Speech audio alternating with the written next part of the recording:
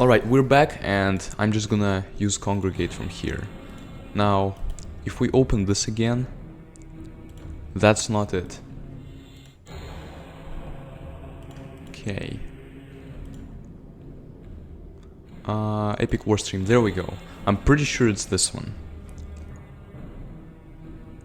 Or not.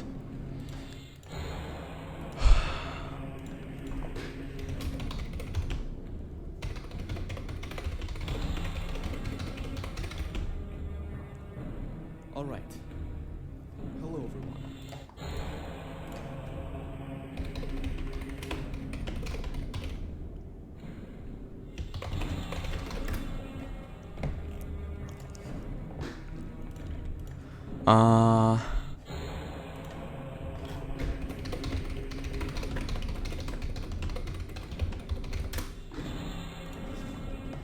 The new stream link. Let's see. I'm gonna try to access it from my phone because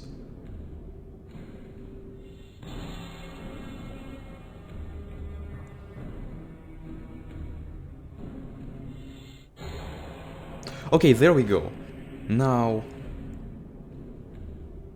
I want to share it in the server. I'm sorry that this is taking so long.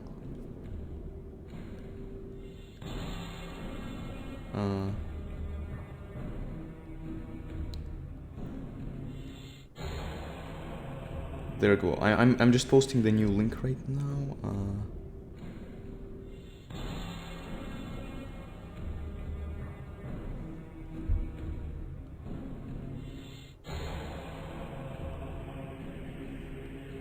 I think it's the new link at least. Alright, there we go.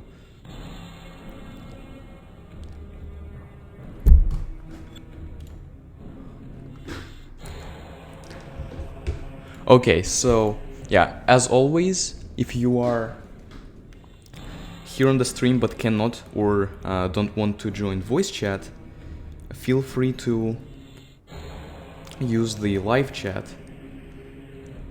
because I'm going to check it. Okay, so finally we can start playing. I used congregate because it actually was able to zoom in. A bit disappointed that Flashpoint wasn't able to do that, but anyway, this is Epic War 1. Personally, I guess the first step in the development of the Epic War series, and right now all we can do really is just join Battlefield 1. And if anyone joins voice chat, now sadly you cannot auto-fire here unless you do congregate tricks. So I'm gonna have to hold down A to fire this arrow tower. The infamous arrow tower that everyone's having a debate whether it should be or should not be in Epic War games. But yeah, if anyone's joining voice chat, then we're gonna have to reconfigure the audio, because I turned down the desktop audio so that the game isn't too loud. But if someone else joins voice chat, they're gonna be too quiet because of it. So we'll just use this volume mixer right here. That's absolutely no problem. I do recommend that you do join voice chat if you can, because it's just basically more fun and it's a better way of communication. But you can also just sit here, relax, make yourself a cup of tea. I have my giant one here, and just have fun. So this is the first level. Nothing too exciting here. It's just goblins. I've been killing them. There's an orc over there in the background. Someone new would already just start using hobbits to counteract them, but I'm waiting because I want to get a larger stream of people so that when I do attack, they cannot resist the attack whatsoever. And that's coming to bite me. Oh, actually, is it? Let's summon a hobbit to keep these at bay. I thought that I was gonna take some castle damage there, but it looks like right now I am still holding out strong. So Epic War 1, since it's the first installment of the games, it doesn't have a lot of things to show. These are the 7 unit slots that we can use. They also have 7 units that they can use. Obviously in the later games it's like 20-30 units. Both we and the enemies can use them though.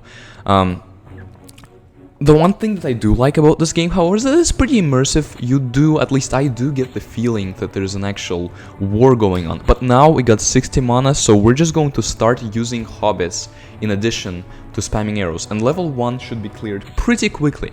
I hope that the fact that the game kind of starts out pretty slowly doesn't detract from the overall enjoyment, I guess. See, the reason that I just decided to save up mana and then spam hobbits is that it's gonna be faster, we're gonna win faster because of it. Maybe if I stop shooting my people. Let's see. I am gonna check Discord too, but this message does not seem to be from anything that we currently care about. Maybe I'm wrong, who knows. I am looking forward though to maybe some people will be able to join later on. And see, we're already doing this. This is my style in playing. I take no risks, I just save up and then do a death rush. That kind of maybe makes it just a tad bit less exciting to play, so I'm gonna try to deviate from that. Because there's gonna be actual serious battles going on there. So, we can now spend our XP. We cannot get the hobbit, we cannot get the arrow, we cannot get anything pretty much. Can we get like anything at all with this? No, we cannot. Well, that's okay. That is okay, because we proceed to Battlefield 2, which is not that much harder, but there are going to be some new things fighting us on this one. It bothers me seeing that Discord message, that unread Discord message. Okay, so I think this is the farthest that the arrow can reach. Alright, so yeah, I had to check the message, so now I'm back here shooting these goblins. The graphics of this are like not that amazing, but it's like pixel art, but instead of pixel art that a lot of the games employed, which is just like colorful and minimalistic, they decided to actually make it like if you look at the goblin sprite, it's hardly even a goblin really, but they just the fact that they move and are alive like this makes them more believable. And the backgrounds are fine too, not the best. I think Epic War 2 is gonna be a pretty big improvement, especially as far as backgrounds go. As far as units go, it's still gonna be this low resolution thing, but I do think that they will at least improve some things, like the overall art style of Epic War 2. I like it more than this one. So far I'm gaining mana, and I'm gonna gain more mana than the previous one, at least one more mana boost. So now 72 is our maximum mana, and it's just trickling in, but also we get it faster when we kill the enemies. So like, if we kill a goblin we get like 1 or 2 mana or something like that. If we kill a bigger guy we get more mana. So the fact that they're sending in more units does have its uses. It kind of makes the game not too slow as far as that goes. Alright, let's check the chat. Also, let's use a special attack. And we now see that there is a troll. Or not a troll. Okay, I swear that wasn't on purpose. Because in Cross Knight's videos he also confused the trolls with ogres. But the problem is that this troll kind of looks like the troll from Epic War 5. And I'm used to this type of character being a troll. But it is an ogre. A troll is going to... We're gonna see a troll, but not just yet. Okay, one more mana boost, and I think this is gonna be the last one. No need to drag level 2 on for too long. Arrows, definitely something that's gonna be worth it to level up. Definitely. They're gonna be extremely effective as it goes on, but they're also gonna require quite a bit of money, and then we're not gonna spend that money on units. So we have to there's a trade-off there, basically. We either get better units so that we can be so that we can, I guess, attack them better. If we get better arrows, we're gonna be better at defending, but at the same time whenever we do... Come on, stop with the friendly fire. But yeah, we're gonna defend better, but then when we send our units there and like behind the castle where the arrows can't reach, we're gonna have a much harder time. Wait, why can I... My hotkeys just stopped working for some reason. Alright, let's kill that troll ogre. Let's kill that ogre. And then we're going to have enough to start summoning hobbits. And you need to die. And you're not dying, and I don't appreciate that.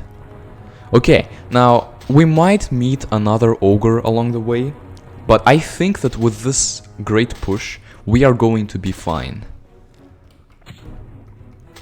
The problem with only having hobbits is that they're gonna be able to attack... Okay, I should have stopped earlier. But they're gonna be able to attack us from here, from the castle. They're gonna be able to attack the hobbits, and the hobbits won't be able to hit them back. They can only hit the castle. And it's annoying when one guy is standing there and demolishing all of our hobbits. Oh, I should keep sending them. But yeah, it's annoying when one guy is demolishing all of our hobbits and we can't do anything about it, even though, like, there's much more of us than there is of them, but they have the support of their castle. Here, I think we still have it. I think they're not gonna be able to kill us in time. Yes? Okay, there we go. We did it. Level 2, and we gain more experience. And I kinda wanna level up XP gain as soon as possible. I don't know how much of a difference it makes though, that's the problem. Now, do I level up arrow or do I get light elves or dwarves? Dwarves are great, but I am going to level up the arrow. Because the arrow is the best thing to happen to this game. Well, I shouldn't say the best thing, but it is the most overpowered thing, or... We can shoot faster now. Yeah, you might be able to even see the difference visibly. We shoot faster, and also there is more damage to our arrows. So we probably kill the goblins in 2 shots now. Alright, no, it's still 3 shots for some reason. Okay, it does 20... The power of the arrow, it says, is 30, but it does 27 damage to goblins. Not very intuitive, but it's fine, because... What can kill us here? So, yeah, the one problem with Epic War 1, I think, is that it has a bit of a slow start, and Epic War 2 does not improve on that problem. Trust me, it even makes it worse, but this start over here is kind of like... This is level 3, and we still don't have very good things at all. The most exciting parts of this game are going to be like starting from level 6, and I think we're actually going to be able to reach that in the stream very soon, because, like, these levels are tedious, but they're not that long at least. So, very soon we're gonna start seeing some exciting things, and that's why I think Congregate players don't mind this game too much. Like, it feels that they hate the other games more than this one, and I've done some skulking around on Congregate forums and stuff like that, just to see who is of what opinion, and apparently this is one of the more liked Epic War games for some reason. I don't know, it is in the 5 Epic War games, I'm not counting 6 and Saga, in the 5 Epic War games, this is probably my number 5. But it is still a good game, I think it is. It's immersive. Oh, I was not paying attention there, sorry, but we got 2 mana boosts now. And it's annoying that it's hard to aim at these goblins. I hoped that my arrow would be able to kill them in 2 shots, but alas, that is not happening.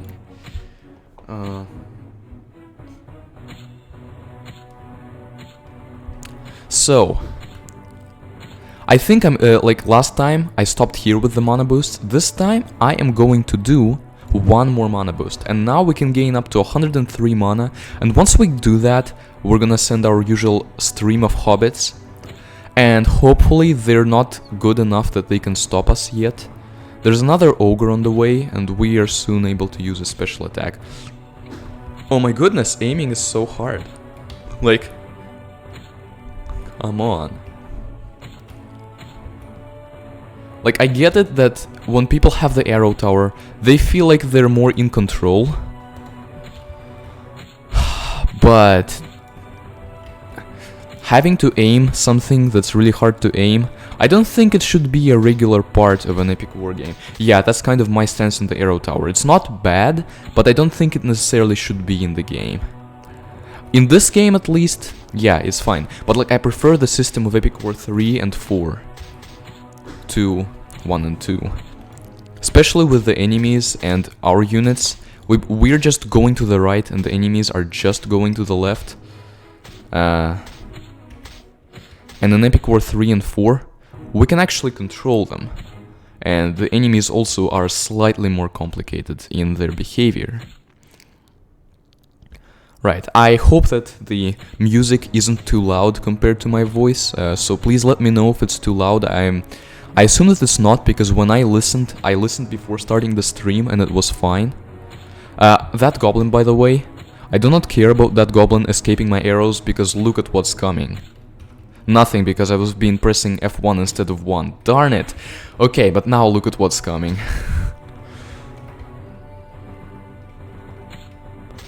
Now, the trolls or the other... Okay, there's a troll.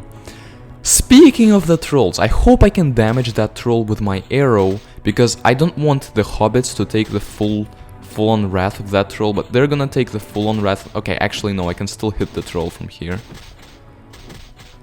Okay, there we go, and now that the troll's dead, I'm stopping arrows, but I'm still spamming hobbits. Is the game nostalgic for you guys? For me personally, it's one of the less nostalgic Epic War games, because the first Epic War game I played is Epic War 4. And so, when I hear like the music of it and the units of it, it's more. And the second one I played I think was Epic War 5. So this is definitely not the most nostalgic Epic War game, but it is the oldest one. Which may influence my opinion, because... like, some people may prefer this... Okay, they have destroyed our push, we need to keep spamming arrows. But yeah, some people may prefer this game over the next Epic War games because it's more nostalgic for them.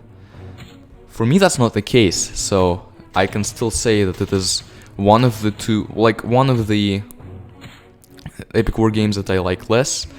Epic War 5, I just don't really enjoy replaying anymore because...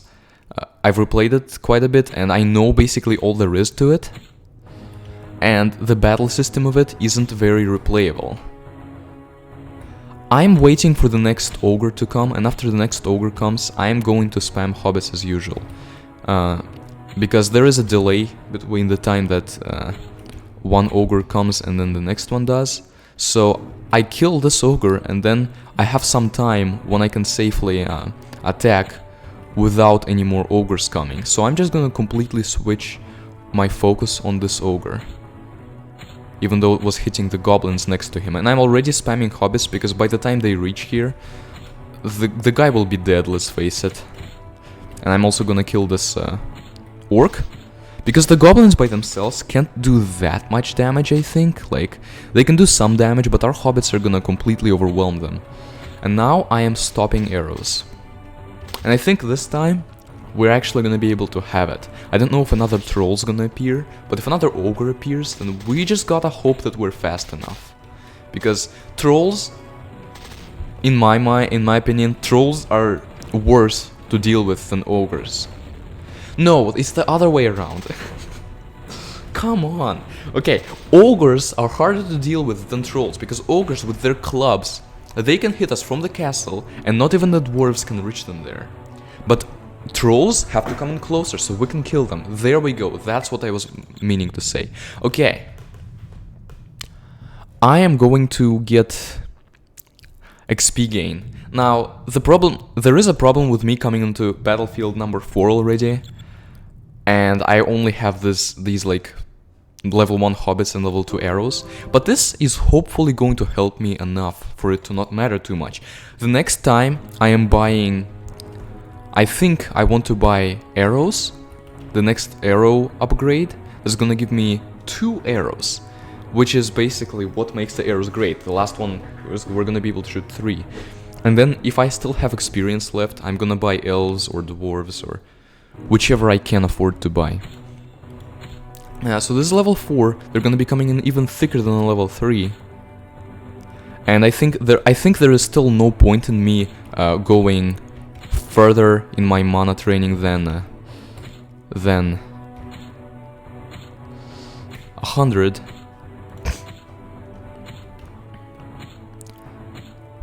Because even if I get 500 mana and I just spam hobbits, if an ogre comes, they're gonna be able to just destroy our push, and all of that mana is gonna be for nothing.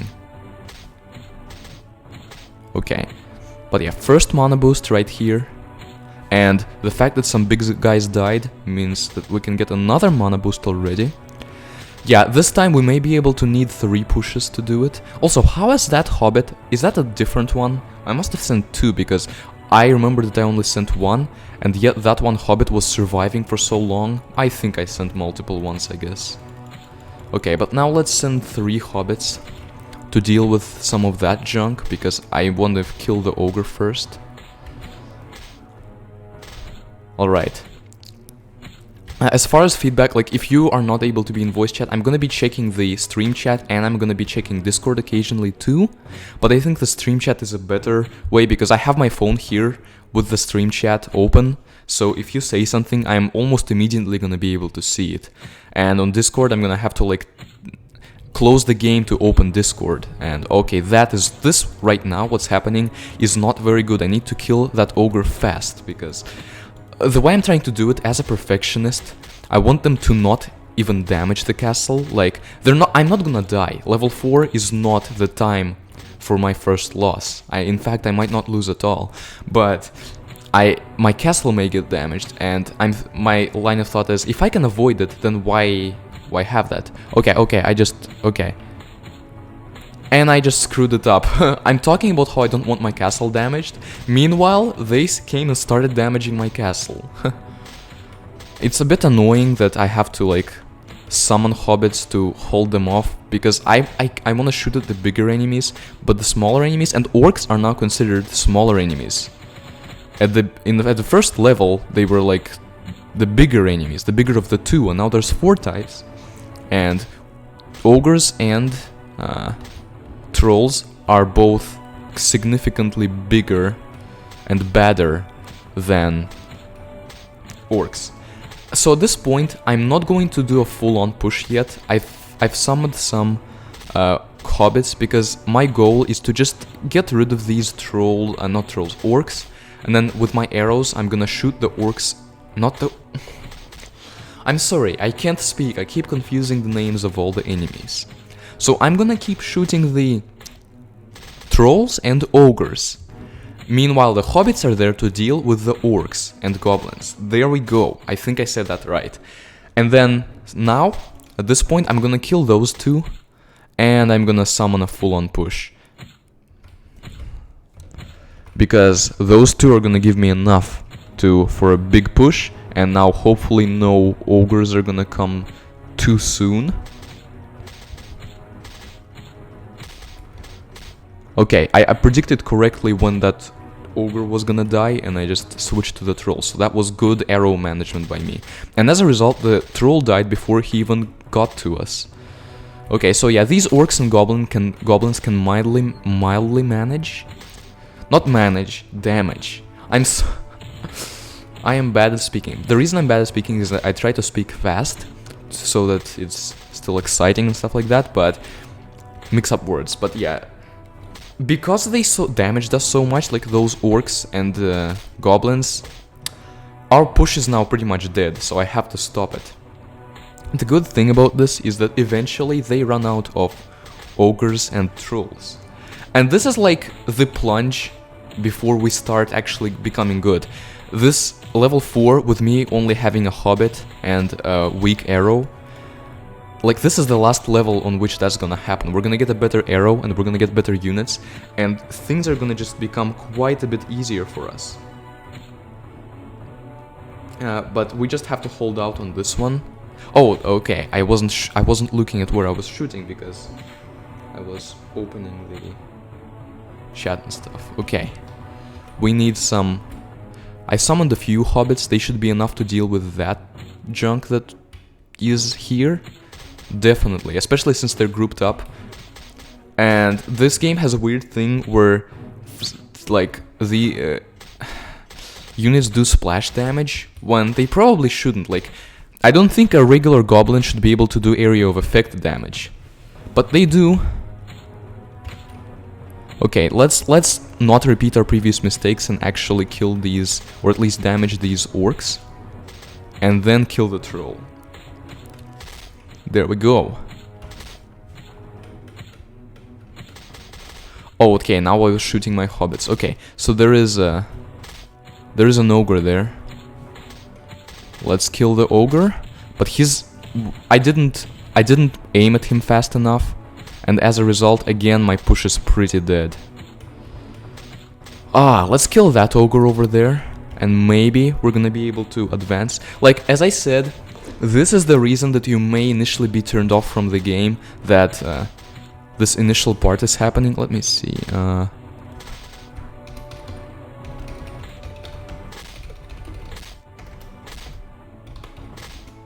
Alright, is this Epic War 1? Yes, it is Epic War 1, currently doing that. May switch to other things, may switch to other ones later on.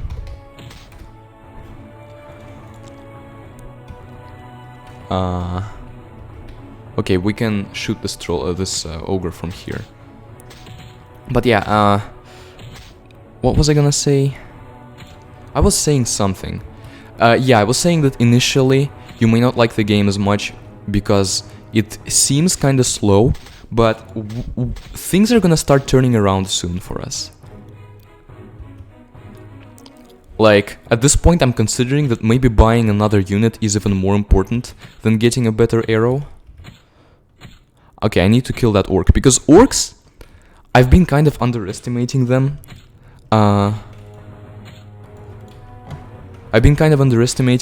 And as a result, they've been damaging my hobbits so much that my pushes have died fast. So I'm damaging each one of these orcs, but obviously ogres are a priority. Okay, stopping arrows, still going through with hobbits.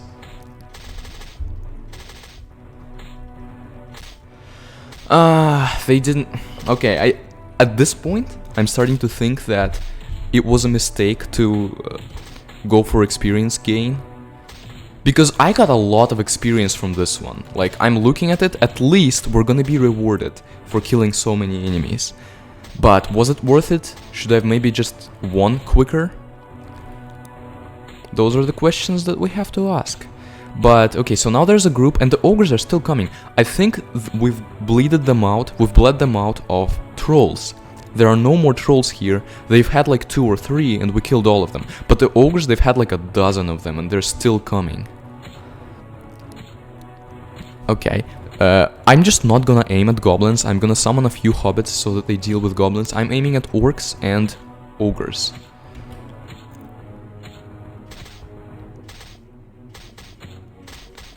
Alright. Ogre dead. There's another one, darn it. Can you just stop with the ogres game? I'm so frustrated. I'm gonna get another mana boost. Okay.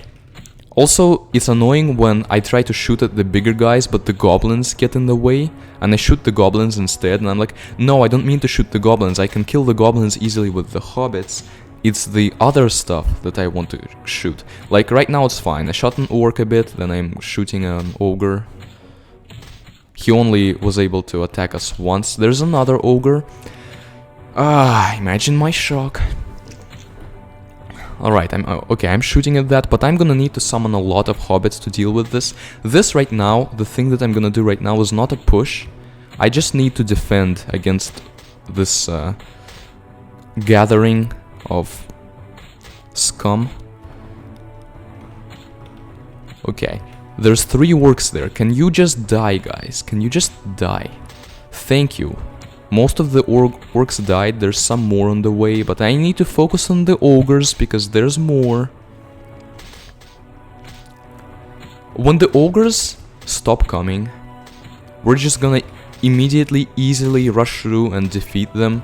Although the orcs kind of a problem, but I think they might lose. They may actually even run out of orcs before they run out of ogres. Like, I've seen that, and it looks like the developers of the game just were like, okay, whatever, they're probably not gonna...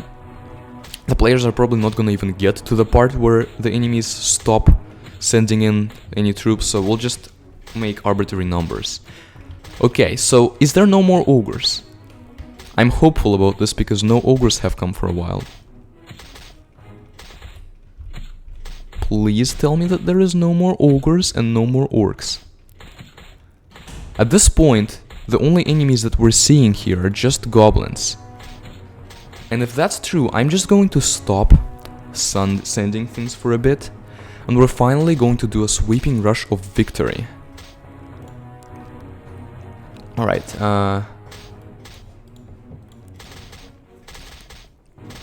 actually, you know what? I'm not even gonna wait for my 147 mana, I don't need that, that's just goblins there. And we're gonna easily deal with... Like, even this small group of hobbits that I only sent in there to defend is already beating them. Also, another thing that I kinda like is that the hobbits have a slightly randomized speed. Makes the game feel more alive, as opposed to, like, you know... I'm not a big fan of Age of War, which is a game in this genre, but it's kind of like, unlike Epic War, it had just a line of people fighting, and personally I prefer when the battlefield is more open, you know, like this, that there's just units all around and they're fighting in real time. I do like turn-based games too, but like this kind of mix between turn-based and real time, not quite sure if I'm a fan of it. Okay, finally we have defeated level 4, which was a much bigger difficulty spike than it should have been, but that's because I chose to go for the long term. I chose to get that experience boost. And as a result, we got 15,990 experience. So we got a reward. We can get an arrow. So we could get another one if we had more, but whatever. We got an arrow. We're gonna get another XP gain because, like, from what it seemed like, it was useful. Do I get another one? If I do this thing right here, it's gonna be the greediest move in history. But I can't really do that because I've had an extremely hard time sieging their castle. And if I just keep having just hobbits, I'm not gonna be able to do it. So what I need are dwarves. And after the dwarves, Now, I don't know if I really need light elves. It feels like they may be a bit of a waste of an experience, but I can't get another arrow, I can't get another experience gain. I could get mana gain, mana regen, or mana stock. Mana stock's gonna make us start out with 100 mana, and that's pretty important. Mana regen, increase the mana we generate over time, and mana gain, whenever we kill someone, we get more mana. I don't know which one of them is more important right now. I'm just gonna go with mana stock, because it's gonna be a bit less mana training. Alright, there we go, battle 5. AKA the battle that's going to be significantly easier, because look at our arrows, and look at our dwarves. We can't see our dwarves yet, they're not there, but we're gonna see them, and they're gonna be awesome. So, hope that you are ready for the badassery that are dwarves. I think anyone who's watching this has probably already played Epic War 1 and knows about whatever will come, but it's still awesome when, like, we have things that can turn the tides of battle. I'm gonna drink my tea. Hope you have yours, because apparently I guess tea is a symbol of, like, having a chill time on a stream. I don't know. I'm still gonna mana growth a bit. I'm gonna get to like 150 or 200. But look at this. No goblin, no single goblin, and no troll or orc or ogre has yet snuck by our arrows. This is why upgrading arrows is so important. So after the last battle, which went on for ages, this is going to be significantly better. Now look at this orc and ogre. Look at both of them just die. And they didn't even let any goblins sneak by either. Right, But now there's a troll, and trolls, the one thing that they do have an advantage over ogres in is that they are healthier. So it's gonna be harder to kill them, and as a result, we're gonna kill the troll, but some goblins are gonna sneak by, which is the perfect time to showcase. Dramatic pause.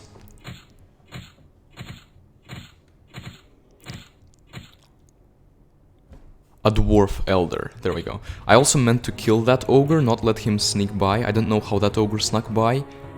No ogres have previously snuck by my arrows, so something is wrong. Let's see.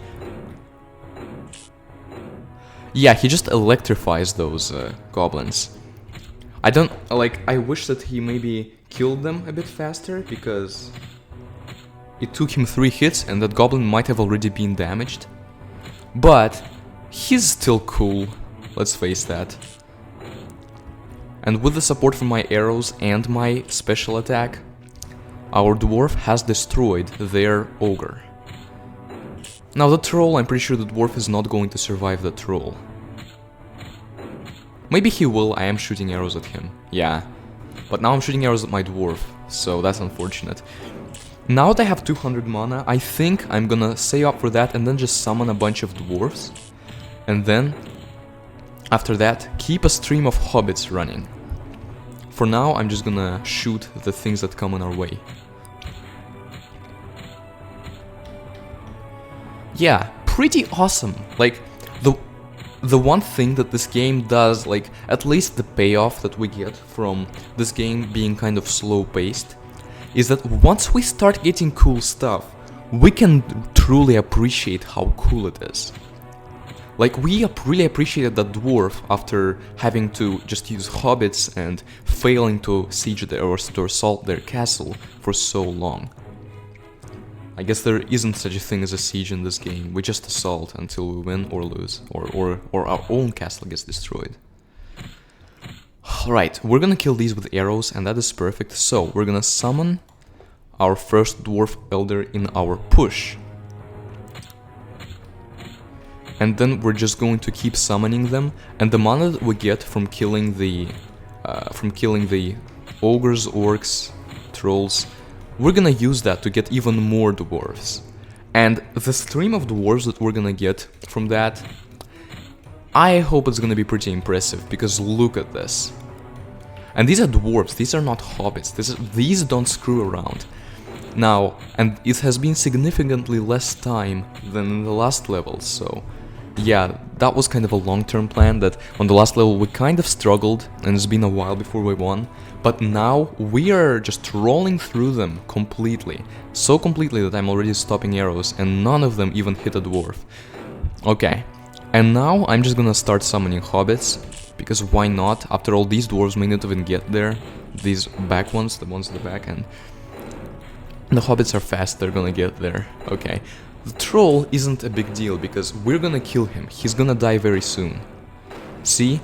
The ogres are a problem, because when an ogre comes, he starts attacking us, and we can't really get him from behind the castle. And one is already coming, so we may not win this, but I hope that we have so much stuff that we're gonna be able to do it regardless. I hope so.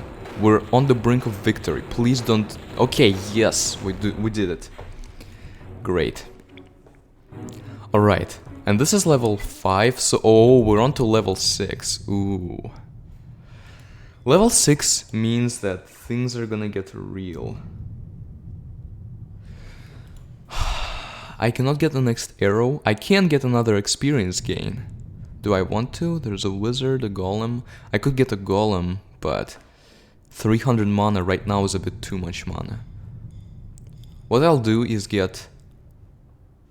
Ooh, see, I'm torn between these two upgrades and this one. Right, you know what? I am extremely greedy, so I'm gonna do this and also get a light elf. Light elf's not gonna help us extremely, but we're still gonna be able to use them, especially in like mid-game. When we just want to defend against a couple goblins that sneak past our arrows. That's fine there. Alright, but this is level 6, and by the tone of my voice when I notice that, you may know that things are gonna change in this one.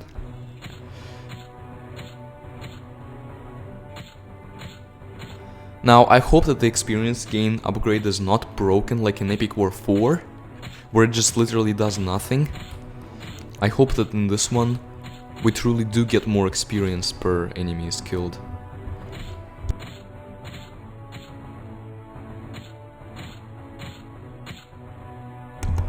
Alright, getting rid of all the... well, not all of them, but like a lot of them. I'm gonna summon a Light Elf, and you'll... if you haven't yet seen what a Light Elf does. Kind of like a Hobbit Plus, not quite as fast as a Hobbit, but still pretty fast and with a longer weapon and greater stats. We're gonna do another one because I don't think that one Light Elf is gonna be able to... yeah, he was already dead. He's not that... Light Elves are not that great.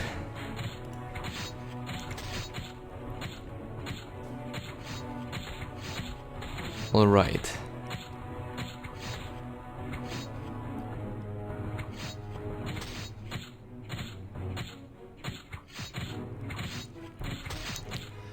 So thus far, it's all going as it usually goes with these levels.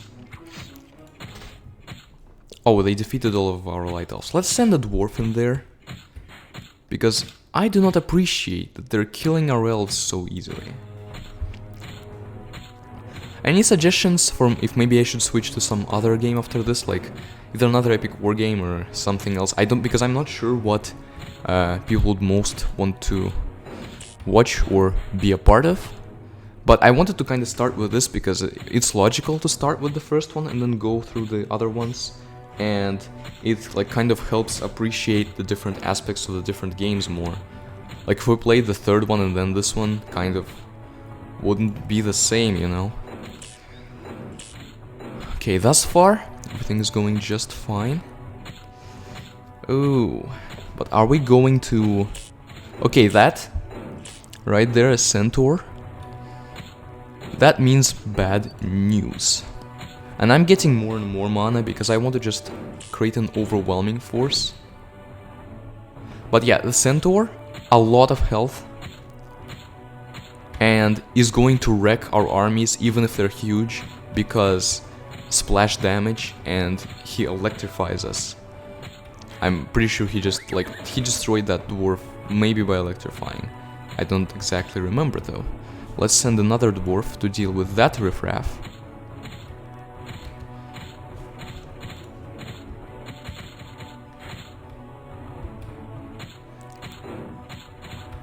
The sound of a dwarven hammer slamming on the ground. That also kind of makes dwarves cooler to play around with, like it doesn't affect their stats, but it makes them more effective as units, you know. Not more effective as units, but more like... it makes us feel that they're more effective because of their sounds.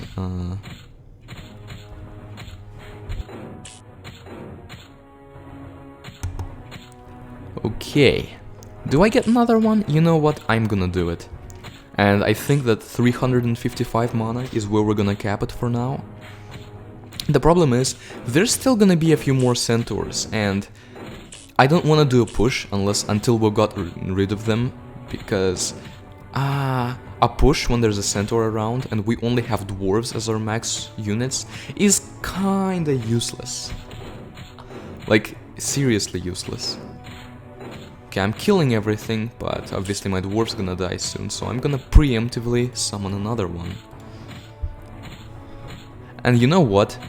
I'm gonna do another one, because for now, like when I haven't yet killed all the things that I need to kill before I can actually do a push, I might as well spend my manas on something.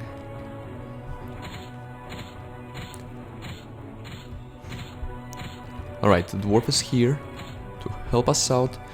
Any other centaurs who want to mess with us? They don't want to mess with our arrows. I knew that arrows are very essential in holding off their waves, and got at least to level 3 before level 6. I got the arrows to level 3 before the 6th stage, so that we wouldn't have too many problems on this one.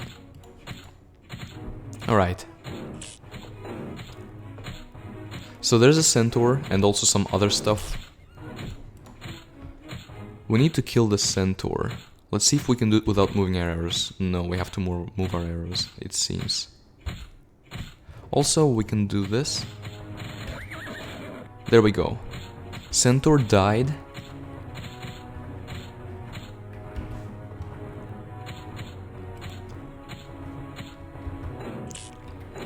That ogre just wouldn't die, like, come on.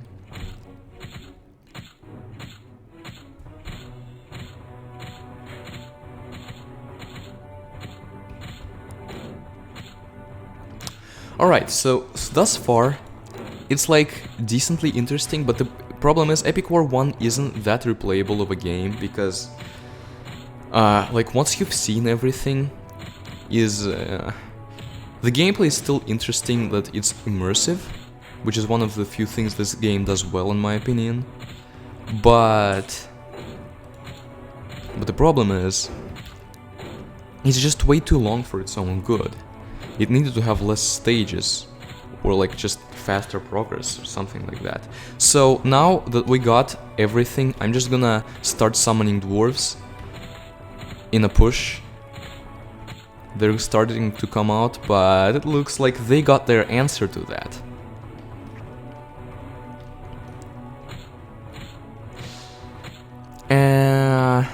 Let's hope that we can kill this dragon before he does any serious damage. This dragon has like 2.5 times the health of a centaur, but is already under half health. Arrows are extremely easy to... I mean, with arrows it's extremely easy to kill things. There we go. Now, we killed the dragon, but the problem is our push is so weakened that we stand no chance if a centaur was to come.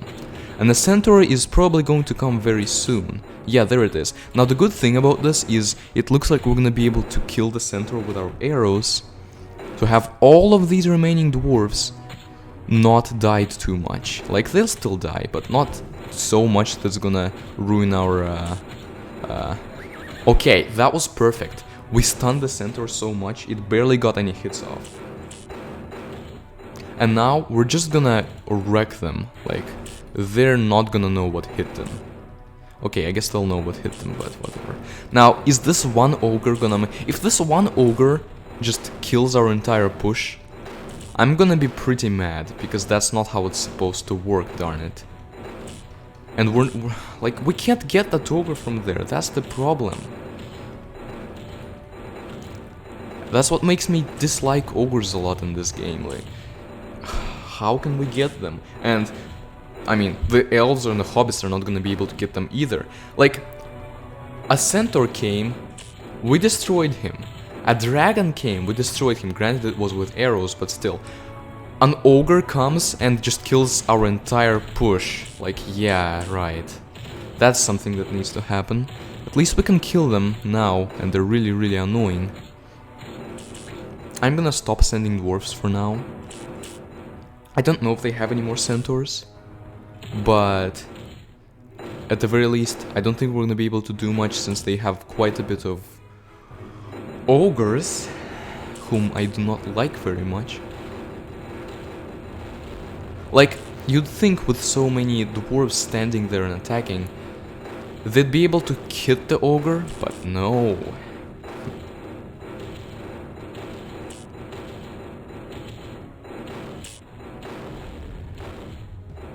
Alright, let me check something real quick.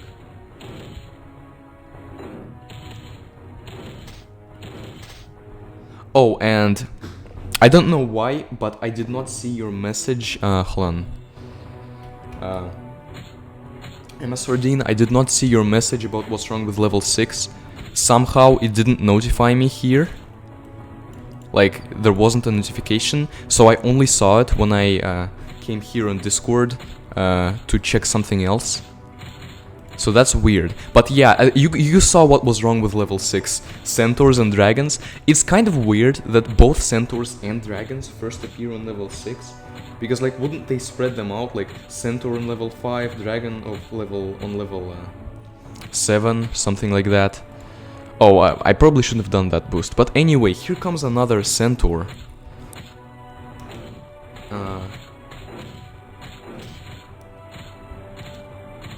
So it might have been a good idea to hold off with a push. Oh no, okay, they might start killing us real good now. Okay, let's get some more dwarves. Okay, we killed the centaur. Now let's focus on this. They still have ogres coming. But yeah, because of those like Discord issues, I recommend that maybe that if you can, you use the YouTube live chat, because I'm gonna be able to see it immediately. Right. So now we're just killing the ogres, and I think at this point we shouldn't even care about the ogres much. We should just get a big push. One ogre that's gonna come out and try to kill us isn't gonna make any difference. So let's just start sending dwarves. Alright, yes. Because like I immediately saw your message now. Also, it seems like the stream delay isn't too big, so that's a good thing. Right. Yeah. I'm gonna post. Oh, hello. That is. Hello DB17. Yes, I'm also gonna post the stream in the Flashpoint server. I don't know if anyone there is an Epic War fan or likes Epic War, but if there are, then definitely gonna be a good idea to share.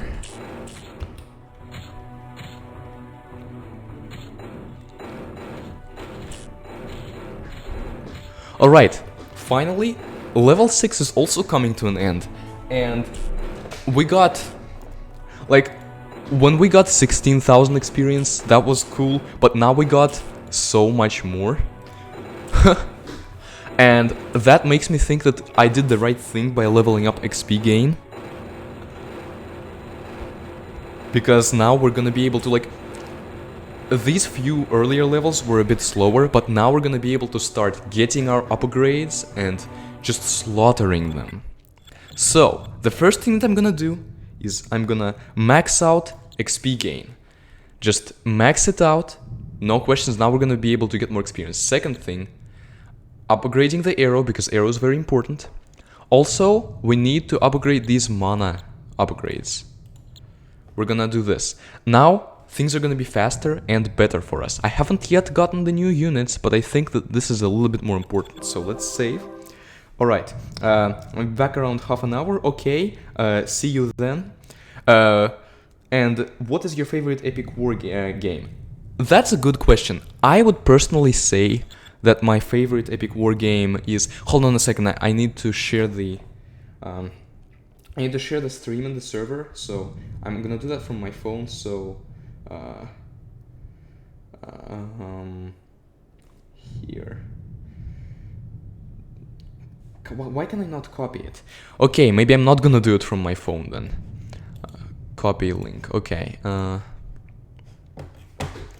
Right, so...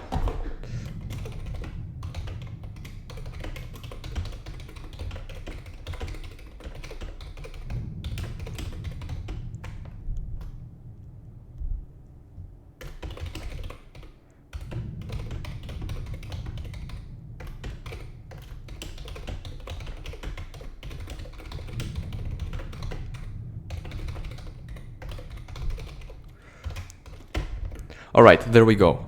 Now back onto your question. Hold on, I'm opening the chat. Yeah, back to your question. What's my favorite Epic War? Good question. I think that my favorite Epic War is Epic War 4. And it's like, I know that there is a bit of a bias there. I'm just gonna start already. I know there is a bit of a bias there because Epic War 4 is the first one I played and is the most nostalgic one for me. But if I just think about all of the games, I think that like all of the 5 games, because I haven't played Epic War 6, it's like, and by now the servers are down for it, so I can't really play it. from what I've heard, it's not very good anyway, so... And then Epic War Saga isn't really the same gameplay-wise, so I'm not counting it among them. But from the 5 Epic War games, my least favorite is probably this one, which I still like, but I like the other games more. Then the number 4, there would be Epic War 5, because it's good, but it's not very replayable, and its gameplay is kind of not the same anymore, so the gameplay isn't very challenging. And then Epic War 2, 3, and 4 are in the top 3, and they're like, all of them are good. Epic War 2 is your favorite. Yeah, I can totally see why Epic War 2 is your favorite, because it gets really epic. Like by the so fun backstory. The first Epic War I played was Epic War 4, and then I played Epic War 5 when I saw that it came out. That was not even Congregate. Back then I used a different website, and they only had Epic War 4 and then Epic War 5. And so I tried that out, and then became aware that the other games also existed. And I tried 1, 2, and 3 a bit. Like 3, I actually kind of like started playing more seriously. 1, I played, but I didn't get too far. Like I remember I got an angel once, but that's like, I did not beat the game at all. And 2, I barely started, got like 1 level in, and I didn't really like it. And so, when Cross Knights was doing his Let's Play series, and he also said that he wasn't gonna do Epic War 2 because he didn't like it, and people were telling him, well, Epic War 2 is my favorite, and I'm like, okay, well, maybe I should give it a chance. And I gave it a chance, and by the end, it was awesome. Like, it really shone in the late game. The story helped with that too. It's just that Epic War 2 has a slow start, and that's why people, they just have to get through that slow part, and then it's gonna start getting great. I still think, however, that gameplay-wise, I still prefer Epic War 3 and 4. There are parts of it that I just think work better, like the fact that you can control your units. And also the world is a little bit more unique and original. I like that too. But of Epic War 2, 3, and 4, like, it's hard to pick my favorite because they're all great, but I would say 4 is probably the one that I would pick if I was to pick.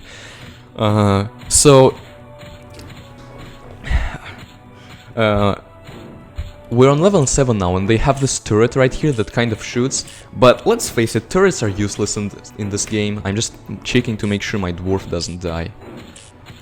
Turrets like damage a bit, but they make it so that the enemy turret doesn't completely annihilate your push, and because of that, our own turrets kinda suck too. So it's like a very small supplement if we want it, kind of like that. Yeah, Epic,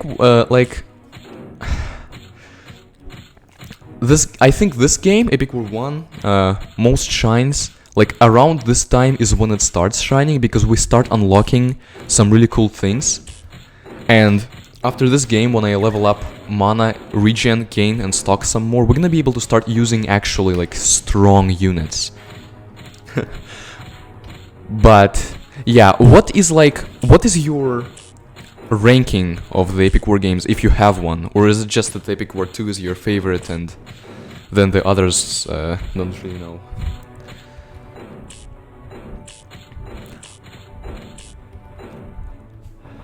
Right, another mana boost? Why not? Right now we're nowhere near starting a push, so as I said, why not?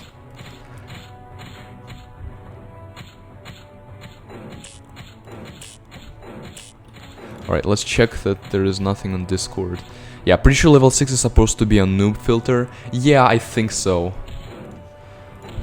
Alright.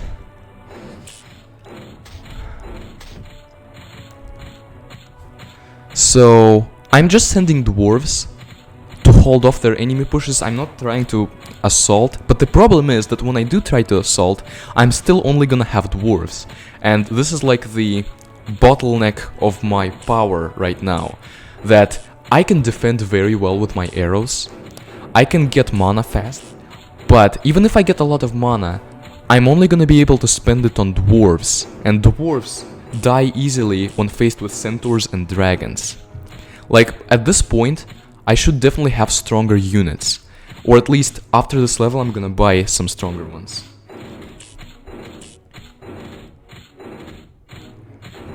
Right.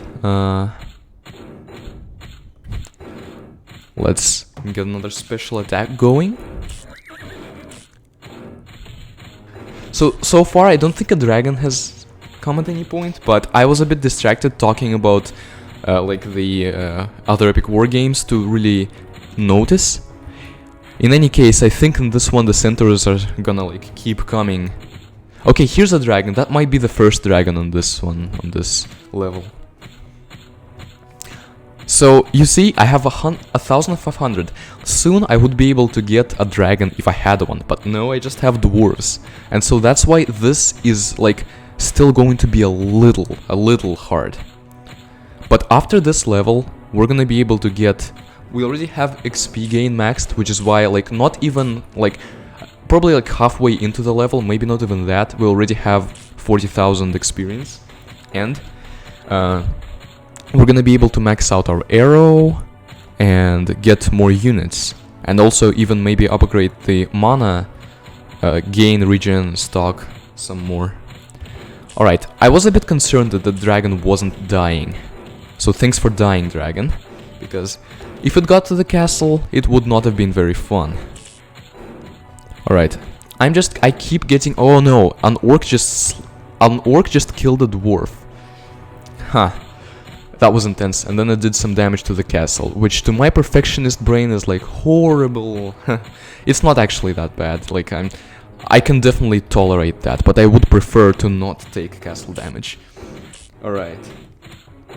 Just like you, Epic War 2 is my favorite because it was the first one I played, and Epic War 2 is second, Epic War Saga third, and Epic War 1 fourth. Wait, hold on. I may have read that wrongly. Okay, let me read that again. I don't like that I keep getting demolished by them. I'm just gonna start spamming dwarves. But yeah, Epic War 2 is your favorite, and the first one you played. Epic War 2 second favorite, then third is Epic War Saga, and fourth and Epic War 1. So I assume that Epic War Saga and Epic War 1 are tied in your eyes. And then fourth is Epic War 5. Yeah, I can definitely see that to someone who enjoys Epic War games for their gameplay, Epic War 5, which kind of, like, shifted the focus away from gameplay, might not have been the best decision. Like, for a first-time player, Epic War 5 is good, but then it doesn't really, like, it's not the most fun replaying it because it's so easy. And then, I assume that you haven't played... No, it's fine, it's fine. For me, English is also not my first language, so I totally understand you there. I just wanted to make sure I understood you correctly. But yeah, I assume that you haven't played Epic War 3 since it's not on this list.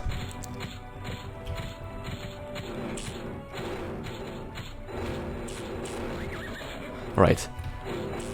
We dealt with the centaur because of the arrows, but can't really expect to deal with the centaurs once the arrows are gone, so we might not make it with this push, especially if another dragon appears.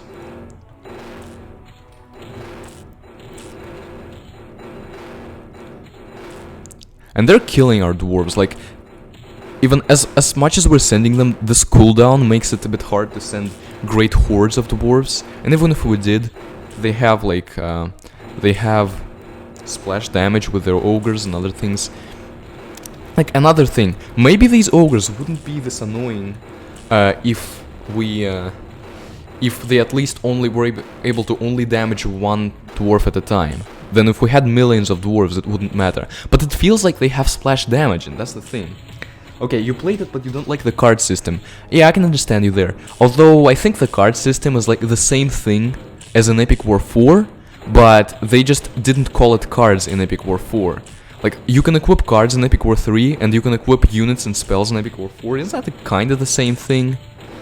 But there are parts of Epic War 3 that I like more than Epic War 4, and there are parts that I like less. As far as the card system, like, it's one of the parts that I don't really mind, but the Epic War 4 kind of did level design better, as in Epic War 3, it's very automatic in Epic War 3. Like, the level depends on like which castle you're attacking maybe, or which hero you're attacking, and like how many castles you own. In Epic War 4 there's actually different levels, and they have different enemies on them, and I like that more. Okay, so at this point, even while spamming dwarves, we already reached the cap, so I had to use another mana boost. I hope no centaur appears. But like the problem is with this, the fact that I only have dwarves is actually a big detriment to me because of the stupid ogres. But we're inch by inch we're killing them. So I have hopes that we're gonna be able to do this. Is this ogre unreachable? This ogre is unreachable, darn it.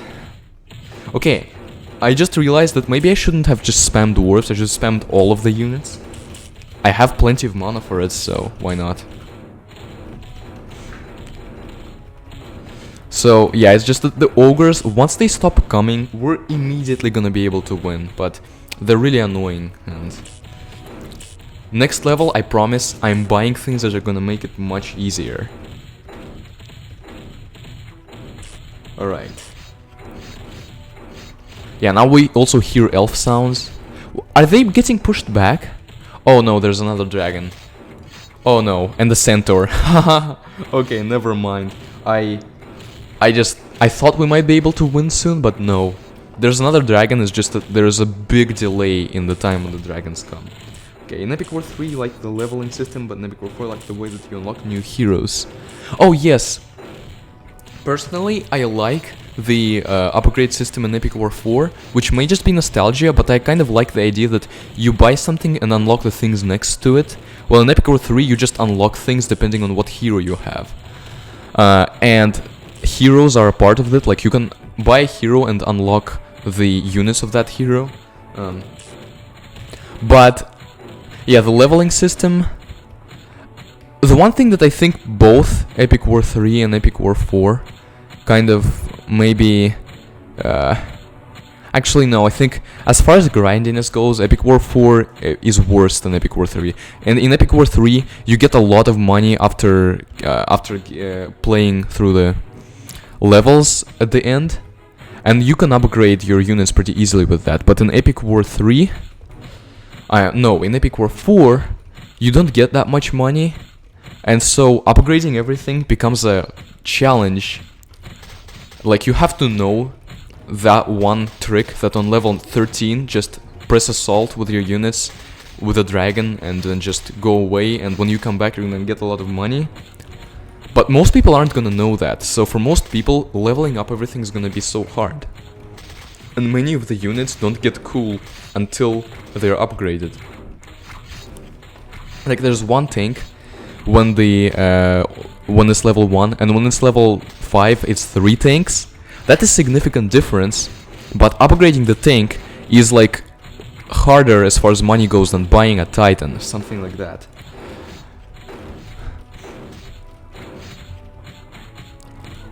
And as far as units go, I like Epic War 4 more. I think the changes they made, like the units that they, the new units that they added as opposed to the ones that they discarded from Epic War 3, I like that. Like Epic War 3 had some units that I'm like very meh on. The crystals and the way that the dragon looked and the Shadow Lord, just not a big fan of that. But yeah, overall, they're so close that I can't really confidently say I like one of those games more. I do like the fact that they're different enough for it to be fun replaying them. Yeah, but this is Epic War 1 and the units are very straightforward in it. Basically, if a centaur comes, you're screwed. If a dragon comes, you're even more screwed. And if not, you just gotta be careful of those ogres ruining everything. Do you like Epic War Saga anymore? I like it, but I don't like it in the same category that I like the other Epic War games. Like, I think it's a good game, and it is fun to play, but I prefer the gameplay system of the other Epic War games because there's an actual castle and you actually have to use more strategy than just a rock, paper, scissors. If they use a fire unit, then you have to use a water one. But Epic War Saga definitely does have its advantages, including a lot of units, and the fact that you do have to think about how to beat each level. If it was less grindy, I probably would have like finished it already. But I like it, but it is like, if I had to rank it with the other Epic War games, it would not be my favorite. Like, it would maybe be maybe above Epic War 1 and 5, but below the others. I'm not entirely sure in that. I haven't given that much thought to it. But yeah, I've had like a few videos like continuing it, but it's been months since I last played it. Okay, so we finished level 7, and now we have so much experience that we're gonna upgrade the arrow, which is basically we're set for the rest of the game. We're gonna get all these units. There we go. And then we're going to upgrade the mana gain and regen to max. I'm surprised how much we were able to upgrade. Okay, do we know how many players? I think with Epic War Saga, it's not like currently very active, but there are still like a dozen or a couple dozen players that play it, and some haven't finished it yet. Some are like playing it again, but I do think that sadly that number is dwindling, and there's not that many players anymore. I wish that some of these games had PvP multiplayer where we'd be able to battle each other. Like, that would be really cool. Okay, and now going into Battle 8, I'm just gonna click this button and just watch how much easier everything is going to be. Alright, arrows. Yes, this is what the arrow tower becomes. And then all of these units are unlocked. And look at how fast we get mana. And look at, like, we're gonna kill one goblin. We got like 4 mana for that. So yes, this is gonna be extremely easy. Like, especially compared to the last few levels. Yeah, these games are too old to be popular. And like, I really wish that there was something along the lines of like how Bloons grew from a Flash game into a sizable indie game. I really wish that we could do the same with Epic War, that it would become an actual real game with all of the advantages of the old games incorporated into the new one. And that would be really cool because I love the genre, but I don't think the developers are active to actually do anything like that anymore. I was surprised when they came back and relaunched Epic War Saga. I thought that like the games were kind of dead, but that was great. But right now, the developers are back in the abyss where I don't know how to really contact them, and I don't know if there's any real purpose to it. But yeah, we're destroying everything. Not a single goblin at our base, because our overpowered arrows are taking care of everything. Now they can't handle this because there's a centaur, but even the centaur died so quickly. Okay, so these goblins are getting through. Let's give them a present. Let's send them a golem.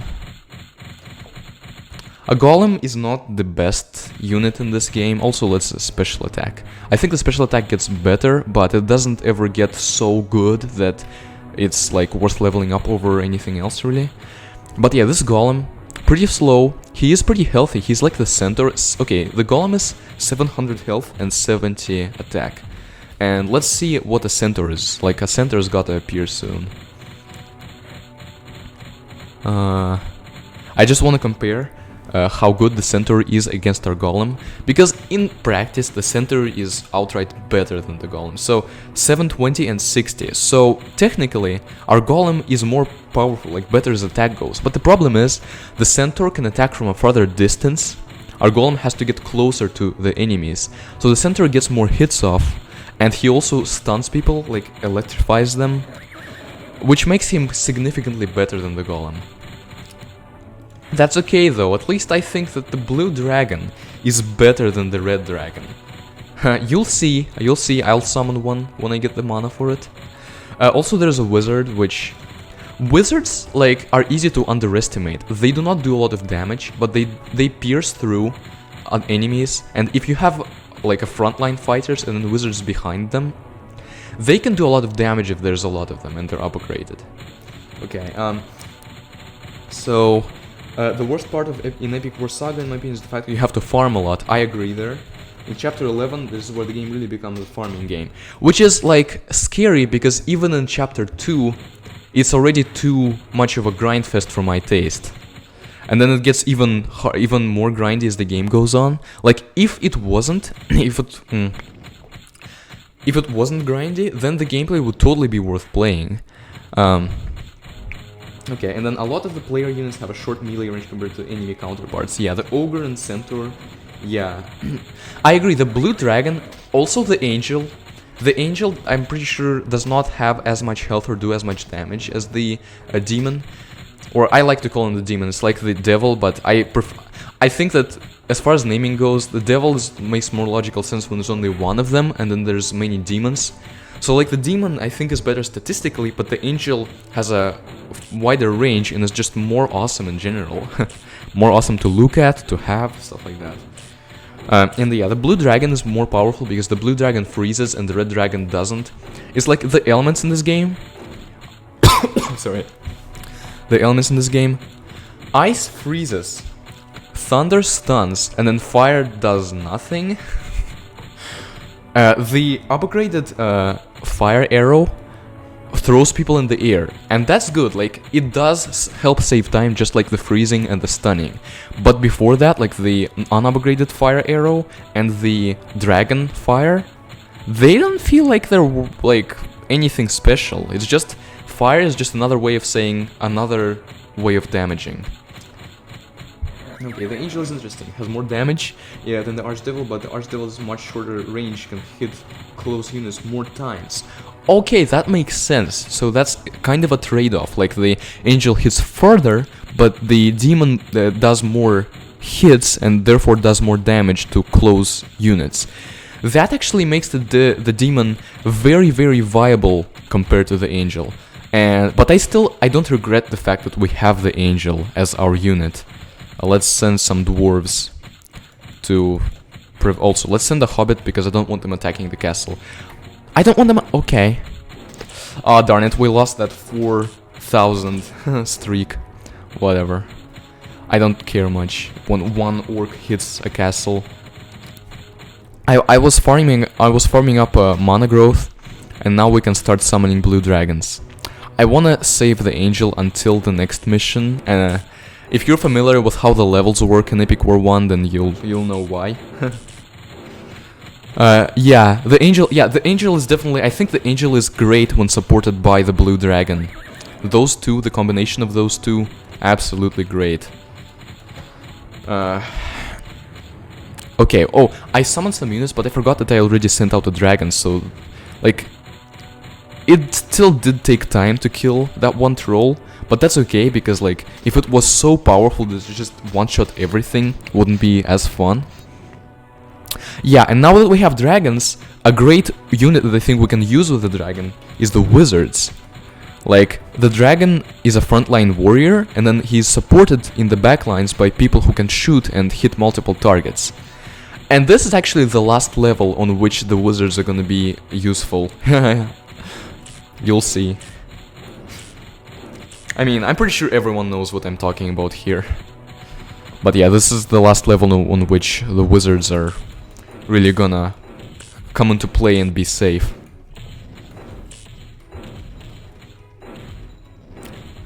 Alright, let's check Discord, haven't checked it in a while. Wanna make sure that there is no messages that I miss, like that one time. So see, the Centaur, who was a scary enemy, frozen and killed. I'm looking forward to also upgrading these units, because obviously I focused on just unlocking them and then upgrading the mana stuff and the arrow, but then I'm gonna have enough experience to upgrade the units too. I'm gonna start with like the wizards and these two. The hobbits, elves, dwarves, and golems aren't that important anymore. Now that we have all of this. But yeah, I can summon a full stream of wizards and still afford a dragon. Like, still have my mana climb up so that I can get dragons. And I have an extremely blue army, I just noticed that. My army is really blue. The dragon's one of the few units when I'm like, okay, I can get behind this art style. I like the way it looks, it's great. The enemy castle apparently has 11,000 health out of 1100. Nice, they just couldn't fit the text here. Somehow. See, and now they can fit the 11,000. Whatever, I just think they may have been able to playtest it and actually check that it fits. Most of the player units are blue, green, and white. Yeah, and then there's hobbits, which are like, I would say black? Like black and white. I guess the hobbits are white. If we like say blue, green, and white, hobbits are definitely white, and then golems are brown. Elves are white, dwarves are like blue. I think it's white, blue, and then there's occasional black and brown mixed in there. Something like that. And then the enemies, their main colors are green for like goblins and ogres, red for dragons and demons, and then there's some other colors mixed in there like brown and light brown and purple, something like that. But definitely red and green are the theme of the enemies. Okay, max out mana stock. Oh, I did not expect that that was the only thing we would be able to do. I thought we'd be able to max out mana stock, upgrade units, like max out all of these units, get some arrows, but no, mana stock and that's all. I'm not complaining though, because mana stock does help save a lot of time. Battlefield 9. Oh boy, things are gonna get even more real than they already are. Yeah, Epic War 2 is definitely more one-sided when it comes to that. Even the Titans. I guess the human Titan is white and not really blue, but still. I do like the fact that there are races in Epic War 2 and then each has like some sort of a theme. I like that. I think it helps with world building. But what I don't necessarily like is that you have to spend a lot of time leveling up all the races if you want to have them. Which is why I never really bothered. I just did humans, and then for the last level, leveled up one of the other races. They needed to make it so that once you get elves, let's say, like you get elves like level 8, and then you can go into level 9 and already play elves.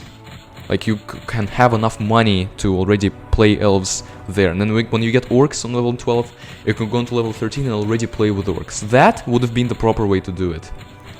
But they make you grind too much. I still like Epic War 2 more than Epic War 1. Right, BRB? You make something to eat. Alright, yeah. Eating, like... and watching something personally, it's the best. I just enjoy taking food with me here and just sitting and watching whatever I want to watch. But yeah, I like Epic War 2 more than Epic War 1 because it gets cooler at the end and it's more diverse, but that particular part of it, it's grindier and slower at the beginning. So this is the level on which we're gonna actually use the Archangel. The last one we used blue dragons and swept the floor with them. I think we're gonna sweep the floor with them this time too. Also, I'm just realizing that by the pace that this is going in, we're gonna be able to finish the entire game today. I thought that maybe it's like too long to be able to finish in one stream, but it looks like we're already at least halfway through. The thing that I'm gonna be interested in is whether I can beat the final boss on my first try, because I'm experienced, so I like to think that I'm good at the game, but at the same time the boss is also quite hard to beat. Like, just a tiny bit hard to beat. Let's summon a light elf to get rid of these two goblins who snuck by. Like, the arrows are in a weird place that they can kill basically anything, but you're still gonna get this random riffraff sneaking in. Yeah, I I've never bothered with getting perfect score, and I don't think I will ever bother with that, because it makes the game unnecessarily long. Like, it could just be... the way that I'm playing this is the way that, like, you're at least not gonna be too bothered by the length of the game. It's still gonna be a bit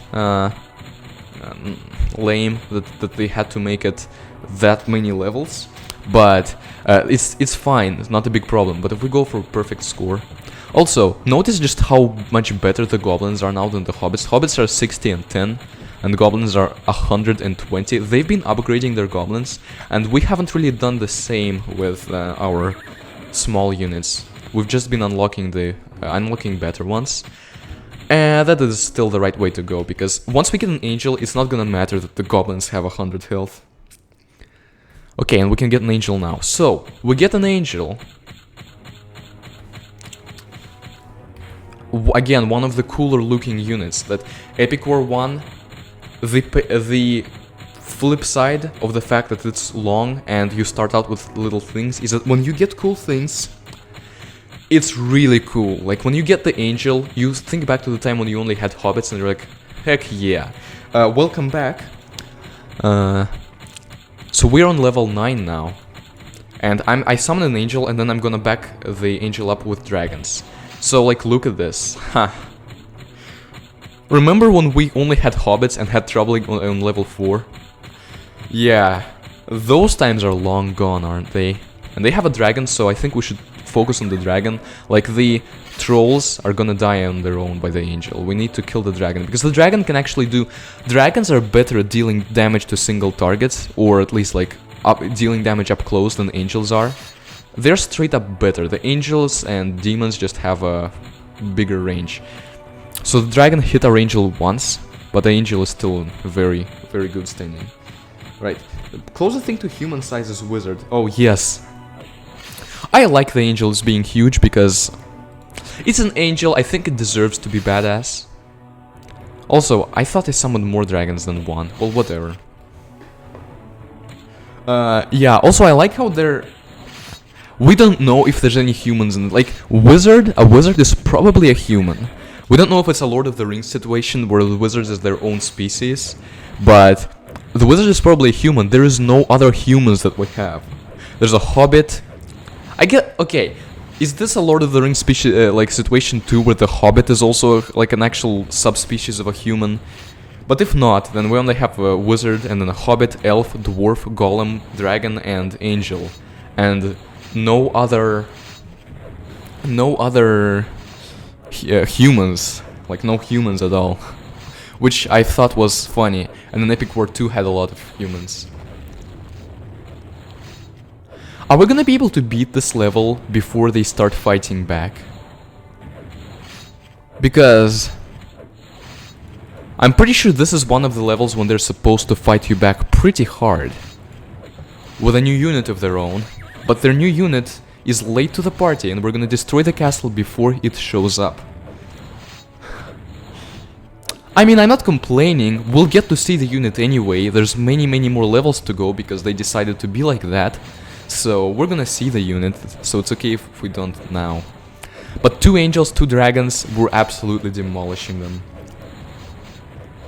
Oh yeah, considering the diversity of Epic War 5, the humans might not exist yet, huh? Something like that. Epic War 5 is just, screw it, we're putting all of the things in there. I like, this is one thing that, oh, also, we gained so much less experience than last time, or the last times.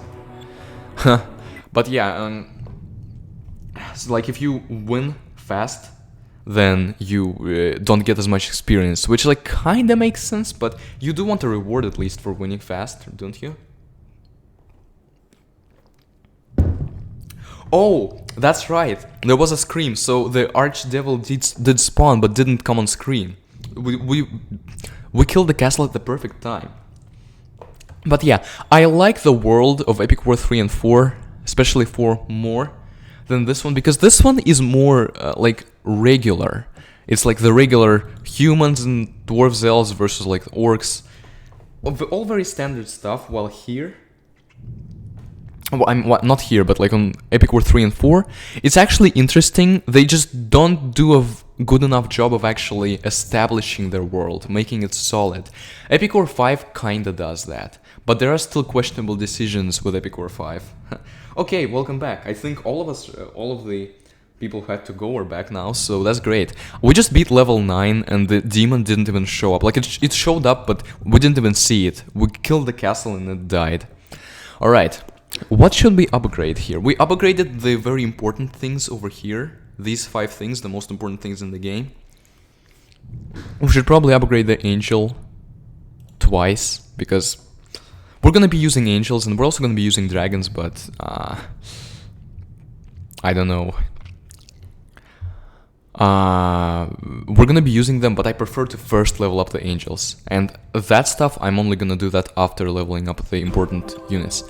Battlefield 10, aka the one where we will probably actually get to fight the demon.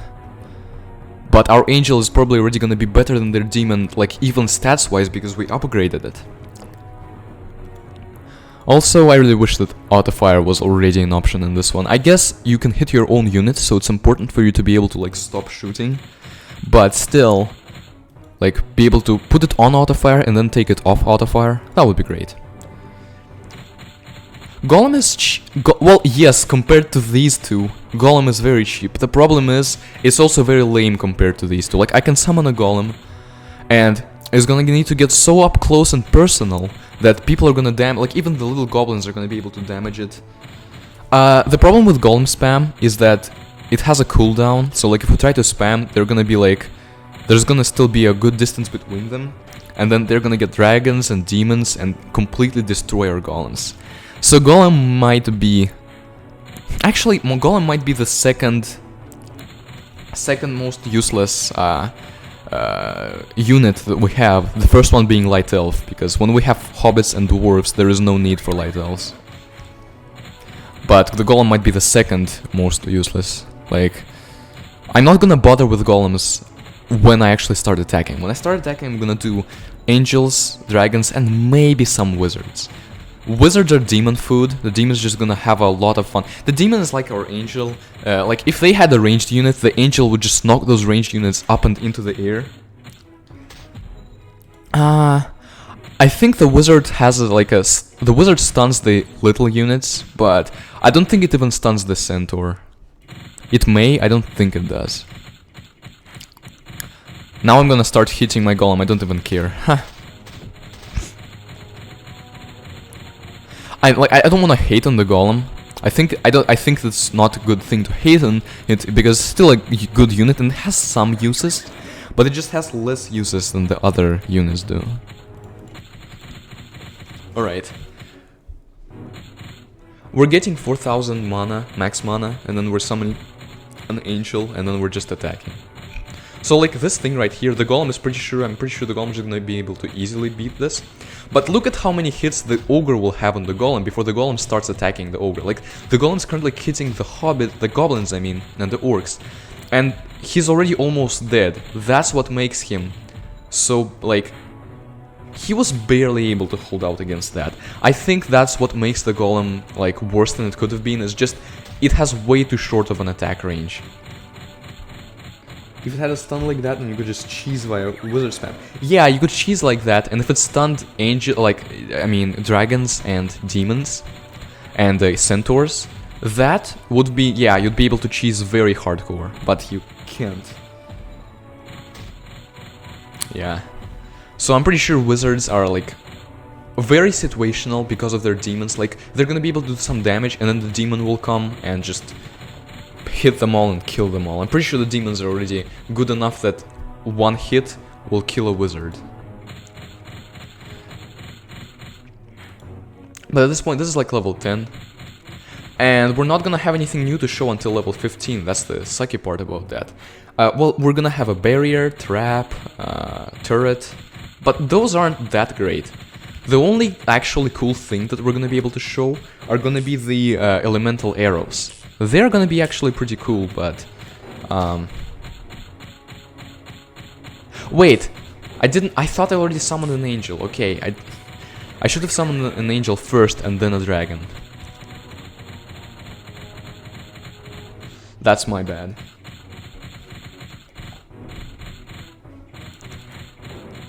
Alright, so at this point, these low tier enemies, we already don't pay attention to them pretty much at all.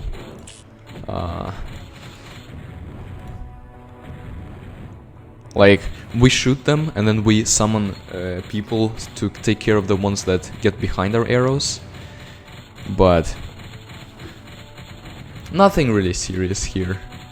Only the dragons and maybe centaurs a bit are a problem. And then we have yet to see their last resort, their last unit.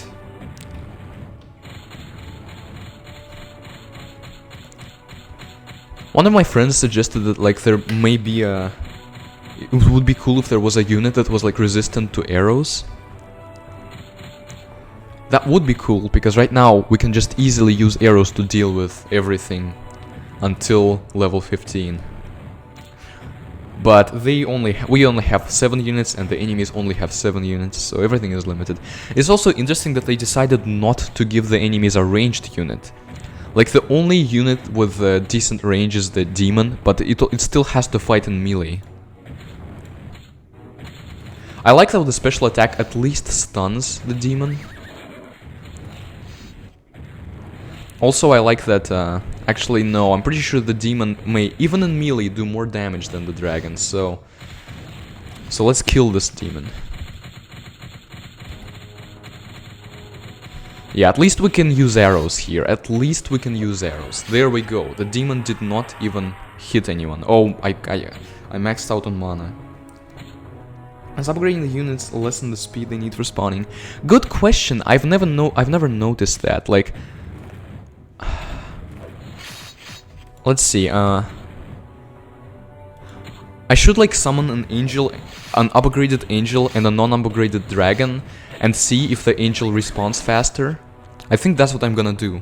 And if it does, then that means that yes, the upgrading does help with the spawn time.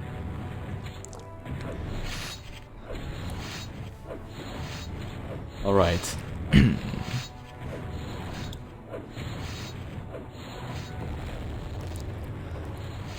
I like how it's like 0, 1, and when it's 3, it quickly goes back down to 1 or 0. That's how awesome our units are. And I'm gonna get another dragon, because I don't think I'm gonna need another angel after these two. I just need, like, sheer damage. And, like, what you said earlier when, about... Hold on. Goman X, what you said about the shorter range meaning more hits is actually very interesting. So it means that even though statistically it shows that the dragons do more damage than the demons, it means that the demons still do more damage to a close shot unit. Like, because when it says X4 on the wizards and like angel, when it says X4, well, I think what the game isn't telling us is that you can hit the same unit 4 times. Also, was there a demon who died? I mean, there was a demon who died earlier, but like, the demons... I don't even remember the demons getting to attack once. Maybe they did while I wasn't looking. But yeah, easily beaten this level. So we got 1, 2, 3, 4, and then the final battle. Which I'm excited about. Which is like the only other thing that I'm excited about here. And now, okay, the angel is now maxed. So I'm gonna do that experiment. I'm gonna get enough mana so I can afford both a dragon and an angel. I'm gonna get them both at the same time and see who responds faster. Alright. Because we're gonna be able to like get enough mana, enough max mana, because our arrows are awesome. After we upgrade these 3, I'm probably gonna start getting arrows. Or at least these 2. I don't know if I wanna upgrade the wizard. I don't really use the wizard at this point in the game. Wizards are good mid-game, but like, what makes wizards kind of hard to use is you have to like focus on them, you have to upgrade them to make them really useful until the demons come. And if you do that, you're gonna pay less focus to the other things that you can upgrade. Which is why, like, the usual playstyle does not involve a lot of wizards. And it does not involve a lot of golems, because you can buy a golem, sure, but you can also buy a dragon, and who would you prefer? You can just, like, save up enough mana to get a dragon. Although, then again, maybe some people are like at a point where they buy a golem and they can use one, but they don't have nearly good enough mana upgrades that they can, at a reasonable pace, afford a dragon. But those of us who are already experienced with the game and know that mana upgrades mean everything, along with the arrow XP gain, and that's it, basically. They, we don't really have a reason to use the golem. Or the wizards, for that matter. We use hobbits at the beginning, then dwarves after that, and then, like, these guys. Alright. Dragons coming in pretty thick, but then again, we can also destroy them. Like, at this point, we cannot make our arrows any better, so the fact that their dragons get better and come out faster does make it more of a challenge, but still not that much of it. Okay, oh, I need to use a mana boost. I just didn't pay attention to that at all. Huh. Okay, I think that we're gonna be able to do this pretty fast. We're gonna be able to get through these next several levels pretty fast, and then get to the final battle, which will be the true test. Can I beat the final battle on the first try? Place your bets, ladies and gentlemen. I would hate to disappoint. Alright, another boost, another... I sent a dwarf to deal with those goblins, alright.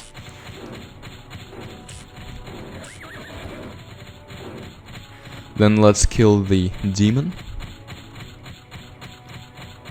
By the way, guys, what is the usual time that you would prefer for stream? Like, is this the optimal time for such streams with your time zone and everything? Okay, don't let the demon attack. Don't let the demon attack. Don't. Okay, thank you. Because the demon attacked, there was a chance he might have hit the castle. Oh yeah, the epic war games before 5, totally the more challenging ones. I would even say before 4, because 4, with the exception of a few levels, isn't that challenging. Because of the one spell that ruins Epic War 4 is Shield, and I guess Time Stop is also kind of that. Time Stop is just a worse shield. But those two spells do not need to be in the game with how the game is structured, or they need to cost more mana. Because in Epic War 3, there is an invulnerability spell which you can say, well, that's just like the shield, but the problem is it's not just like the shield, because the invulnerability spell in Epic War 3, you can use it, but then you have to wait for it to for the cooldown. But in Epic War 4, you can just save up a lot of mana and then use many shield spells in a row. Alright. This is this is a decent amount of mana for if we are to actually test things out. Right, and we avoided castle damage there. Nice. Okay, another demon. Yeah, I wish I could just fast forward through these next few levels, but alas. Okay, I don't think that this special attack currently is gonna do anything. We need to upgrade it for it to actually be good. Oh, and by the way, if anyone wants to join voice chat, it is in the Epic War Saga server, which is in the description, but we're doing just fine, so if you don't okay, I'm just some of these at the same time, but yeah, this live stream chat is working very well for us thus far. I just have it open on the phone, and I read whatever you guys say immediately. I should not have summoned that wizard. Okay, so the dragon still charged quite a bit faster than the angel, so I think that the upgrading doesn't really affect the charge time. Oh, this is the first time when the game is starting to actually lag. Die dragon so that we can get another dragon of our own. Right, there we go. So now we get a thicker push, we already have 2 angels and 2 dragons on the field, and we're not even halfway through the map. I think this one's gonna do it. Even if they get demons, they're not gonna be able to kill all of us.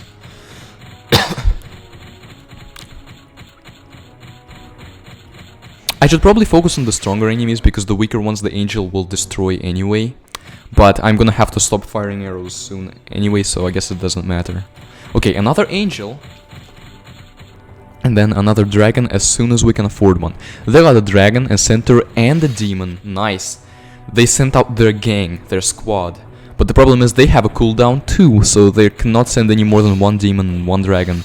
Like, for a while. So our many dragons are gonna kill their one dragon pretty easily.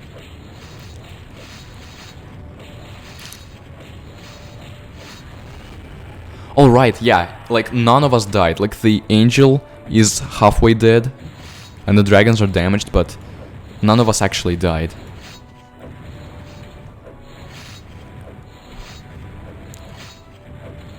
Yeah, I think like if we continue and I do Epic War 2 like this, I don't think we're gonna be able to beat it in one stream. Ha! Yeah, that's not gonna happen. But this one, yeah, we're beating it.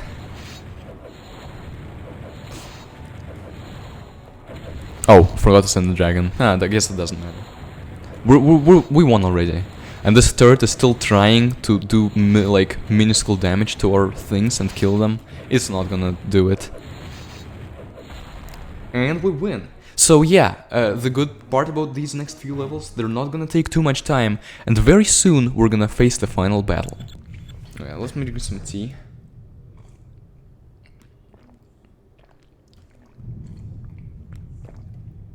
Alright. Tea is great for like, for the throat, you know, when you stream and talk. What do you think the reasoning is behind the bad guys being bad guys and the good guys being good guys? Well, I guess there are two factions, the quote-unquote good guys and the quote-unquote bad guys. Hold on. And the like the good guys are just the traditional good guys. That's why we think of them as good guys. But overall, like both factions are just trying to fight over world domination. Dragon. And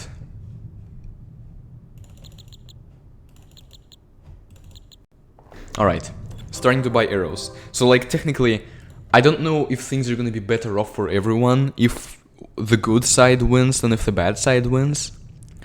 But we are on the good guys' side, so we shouldn't think about that. We should just help them win. Huh. So we now have some elemental arrows. None of them are maxed, none of them are really cool, but they can help stun the big enemies. Like the ice and thunder can really help against the dragons and demons. Also, we now have the max angels and dragons. So the angel 4200 or 4200 health and a power of 100, which it does 4 times. And then the blue dragon 2600 health and 240 damage. So I think the angel and dragon do kind of a similar amount of damage against enemies up close. Angel, yeah, it is seen, or at least I don't think that in Epic War 2 the angels want humans dead.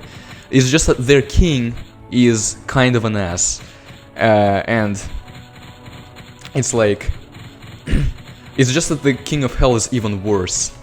That's why we get to fight the king of hell at the end. But there are of course good, or at least angels that are for the freedom of all worlds. And I assume that there are also demons who are like that, but it doesn't paint demons in a great way. Epic War 2 is like all about, okay guys, don't say that orcs are bad, because orcs are actually good. But demons? Yeah, those are bad guys. Yeah, I mean, it makes sense. I'm okay with demons being like the bad guys, but then again, how is it I guess, are angels just good, or are they flawed and then demons are not complex? I don't know. But yeah, we just stunned and then froze this dragon, so that's great.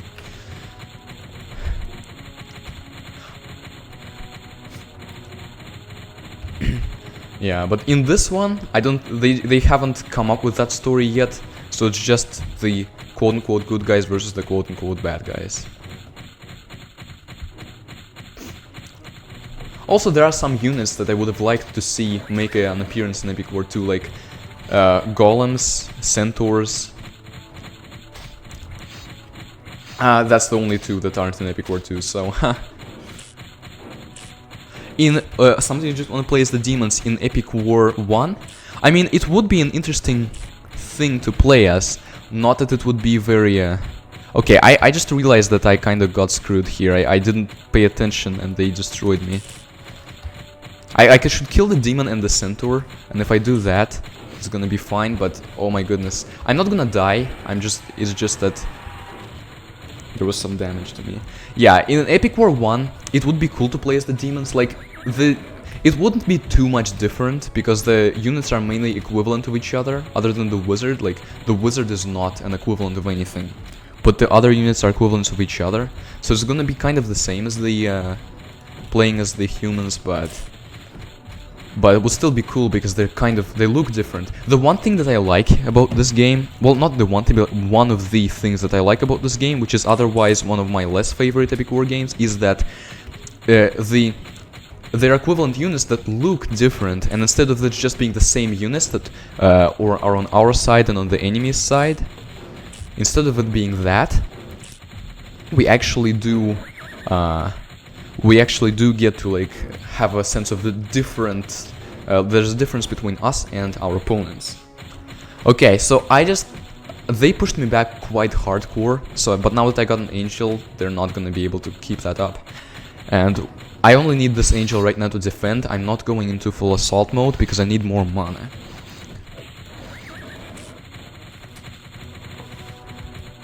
I may even max out my mana completely.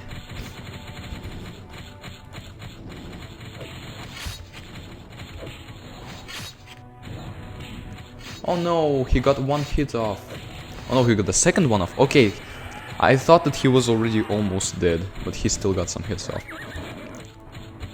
Also, one of the few times nowadays that I'm gonna have wizards on the map. I'm not gonna actually use them for offenses, but I just wanted to defend my castle. Right. What are you guys' favorite level in Epic War 1? Here's what I'm wondering. Is it just that, like, do you think that it gets the more interesting the further it gets? Like, even if we disregard the boss battle, do you think that, like, the further it is, the better it is? Or do you think that mid-game is more interesting because it's like other units get to play a role?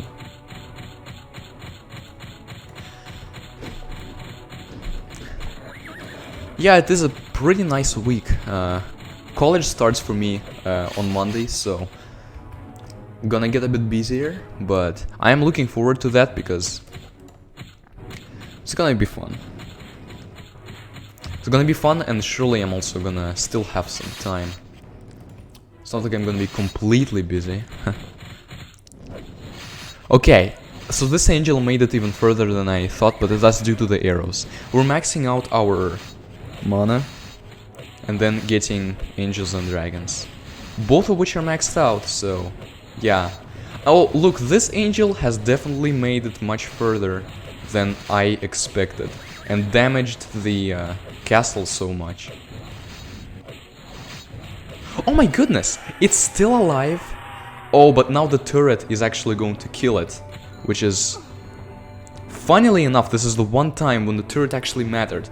The angel would have survived with so little and just kept blasting them, because they wouldn't have been able to go near it, the other enemies. But then the turret just killed it, so, huh? Well, we could do a stream tomorrow, but I do want to make sure that everyone who wants to be there can make it there, because sadly, like, we don't have a huge... Epic War isn't a huge game nowadays, and all of us, like, the more of us we can get for this like discuss things and stream, the better. So if you think you might not be able to make it tomorrow, for anyone else watching, do you think you guys like what are the best days for these streams? Like, I assume that like Friday and Saturday might be the two best days, and this is Friday, and so like, I'm just trying to figure out the days and the time that would be the best for all of us. Okay, Oh, what? That actually stunned the dragon. I thought that they weren't close enough to actually get in range. Okay, my arrows can still reach them from here. Nice. Okay. Yeah, oh, okay. The funny thing here is that our freezing, our ice and thunder arrows can stun our own guys. And like the angel just got stunned by it. And that's funny. It's like, wow, you really gotta not shoot your own guys. Alright, so Friday and Saturday, yeah. That is good. So if it's your birthday tomorrow, Robert, what time exactly are you going to be busy? Do you know, or is it just gonna be the entire day? Also, happy upcoming birthday. 3D Epic War RPG game. Huh. That would deviate a lot from, you know, what Epic War is, but it would be cool, especially with the world that Epic War has already created. I would personally just want a comprehensive Epic War game that's just a better version of everything that we've had thus far, and has PvP multiplayer. So then we can actually compete against each other. Okay, I think at this point I'm gonna upgrade the ice and the thunder arrow, and that's all I could do. Okay. At this point, I think that's all that I need to do. Like, I'm not going to lose or be at a significant disadvantage because of not upgrading anything. Even castle health, like they barely ever get to the castle. Okay, so we now have upgraded ice arrow. And, wait, no, that was, no. Okay, Thunder Arrow and Ice Arrow. Art Logic is just, I visited their pages recently, they just aren't active. I think Rudy Sodarto, or whoever the developer is, might not want to work on Epic War much anymore, because there was a programmer who worked on it with him, but then the programmer decided to quit. And that's why Epic War 6 apparently wasn't that great, and that's why I assume he doesn't have much more inspiration to work on these games. Yeah, in Epic War Saga, the enemy is controlled by a bot, and like the only PvP aspect, like the only thing you get to decide is which units to use, but it severely limits strategies. Like you can actually use your own strategies, but you cannot trust the bot to use them for you. If you trust that, the bot is just gonna do something worse instead. And also, Epic War Saga isn't the token Epic War game. I think maybe Epic War 3 might be the Epic War game with the most exciting PvP. Because it's like most about competition. Epic War 4 is more about exploring and different units and stuff. Epic War 3 is like the game about competition. It is the competitive Epic War game. Yeah, like Ferry Sugiarto from the credits. And I want to give him props for that, because the games have pretty good programming. And the game mechanics were like I love how it's like possible to like throw the players and throw the enemies into the air and stuff like that. Some people think it's too non-serious, but I think it's better than like in Epic War. Like, well, the other games of this genre don't use this option nearly enough, and this is what gives Epic War its unique flavor compared to the other games, or at least this is one of the things that does that. I definitely like the programming, even though I think that he could have probably done a better job with the AI in Epic War 4. I mean, in all of the games, really, there is no great AI, but in Epic War 4 there's some AI, but like it could have been better. Yeah, I agree. Explosions, like it throws small units into the air. Yes, it is realistic, and also, like as I said, gives the battle a flavor. There's a real battle going on, and things are definitely exciting. Okay, I'm concerned about this. I'm not gonna die. Okay, the demon died, so that's the main thing about this. Okay, the centaurs died. I'm gonna be fine. Didn't even lose a single point of my health, of my castle health. I would prefer to see heroes in Epic War 2 because there's actual like story and there are heroes from it, like the Overlord Zeros and Forest Guardian and like the protagonist and the other protagonist. It would be cool to see them, but they didn't really decide that. Decide to start using heroes yet. And in Heroes 3, not Heroes 3, Epic War 3. I got confused there. In Epic War 3, the heroes are like, there's different heroes, but on the battlefield is just the same guys. So they didn't like that wasn't the top of their hero making ability. They got it right in Epic War 4. I think that was the best way to use heroes, although I wish that the enemy also had heroes in Epic War 4. Okay, nice. We were able to stun the demon out of hitting the castle. Great. Ah, the giant... Overlord Guahaj? Yeah. It's like... Definitely a cool looking dude. Also, the fact that that Overlord is not nearly as big as the End gives... Like, I like that. Like, you think, oh no, what could be worse? And then the End comes and you're like, oh no. Although, surprisingly, like, Guahaj and Epic War have the same resistances, and... Not Epic War, the End. I cannot talk, I've been talking for too much. But like, the End has the same resistances as Guahaj and much more health, but I'm still able to kill them at like similar points. So what's easier about fighting the End, I wonder? Is it slower? Does it attack slower? What's the deal there? Also, you know there are hotkeys to fire ice and thunder arrows, right? Yes, there are hotkeys. Sometimes I like scoot over my fingers and use them, but the other times it's just that I have my third finger, my middle finger, on the A key, so it's a bit iffy, and I have nothing to do with my mouse anyway, so I just use that sometimes.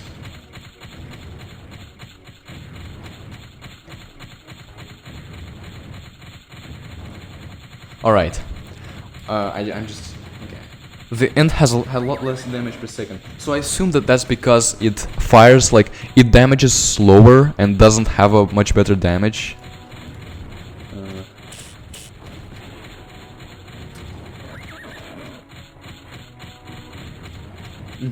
Gotcha, okay. Makes sense, yes. And I like that, because that's something that new players don't really see, and they're like... When they see the End, they're like, oh crap, this is gonna be so much more badass. But in reality, it's not too hard for them to deal with. So I like the way that that works. I do not like the final boss of Epic War 2.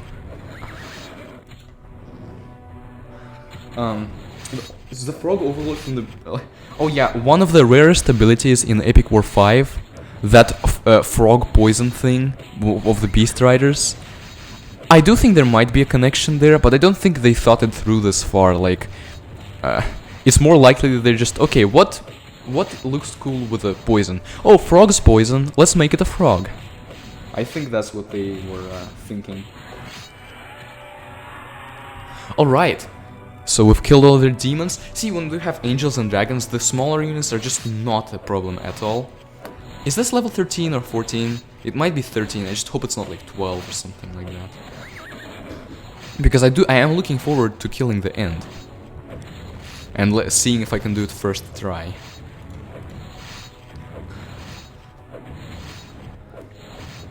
I've almost leveled everything up. In fact, I might have to even like replay a level to get all of the experience to level everything up.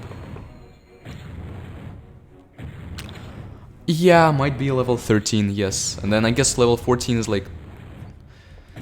Actually, on level 15 the castle health doesn't matter much, because that's not the main point of level 15. Okay, gotcha, yeah, this is level 13 then.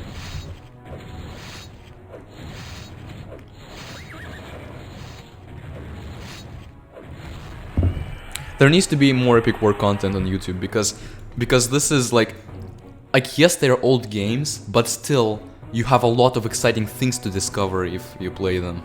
But they're old games, so yeah, people care more about the new, exciting stuff. I don't play a lot of new games. There are some that I enjoy, but even then I don't play them that much. Okay, So, what do? I guess we need to max out the fire arrow, and finally we still have upgrades for something else. So, we have Battlefield 14 to max some things out. Let's start with castle health and barrier, because that's the main... That's actually gonna matter in fighting the end, probably. And then hobbits also. After that we'll do the special attack, and then these two things aren't very useful, so... what's my favorite non-epic war game? Good question. This because I don't know if I have a favorite genre. Like, I am a fan of social deduction games, and I've played games like Town of Salem, Epic Mafia. I've even made a social deduction game based on a board game. But social deduction, online especially, is too stressful to deal with, so I just don't really play much of it anymore. And then I like tower defense games. There are some flash tower defense games that I like I would say the favorite from my childhood was Xenotactics, or Xenotactics, how do you pronounce that? I was a bit disappointed to find out that like the mechanics were all just like they were all the same as in desktop tower defense. But also the Bloons series, I do enjoy that, and I've played and watched quite a bit of Bloons TD battles, and I've played some Bloons TD 5. That was nice, but I wouldn't say that it's my favorite game. Epic War is underrated. Change my mind. I'm not gonna change your mind. It is severely underrated on Congregate, because I think the nerds on Congregate... I love how I call them nerds while I'm just sitting here and talking non-stop about Epic War games, but like, the people on Congregate are like... they find flaws with it, and like, these flaws make Epic War a bad game. Also, their fire arrow throws them in the air. It's great. But like... But like, they say, okay, these flaws are the reason that the Epic War games are bad. But what they don't see is that the Epic War games are good despite those flaws. And I think, I've thought about it, I think the reason is that they are immersive. They actually truly immerse you into this world and make it interesting, even if the gameplay itself isn't genius. Okay, I've got a bit of a rush here, I need to destroy it. I've considered recording Visit myself, and I think I would do Epic War content. That is great. I think that's a great thing to do. I would certainly watch it.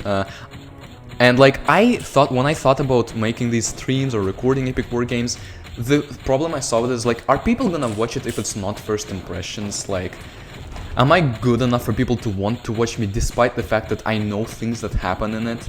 And that's kind of like, the people that know that Epic War games are good have already played the Epic War games, and so they don't they can't make first impression videos. And the people who don't know the Epic War games, and like, they're the ones to make, okay, I might might actually die here. A fire arrow for this riffraff, and then ice and thunder for the dragon. But like, yeah, those people, they don't know that they don't know that the Epic War games are good to begin with. Oh wait, I forgot that I upgraded my castle, so I can now do this. And also castle health is better now, so that means that I'm not gonna die, but it was scary. Yeah,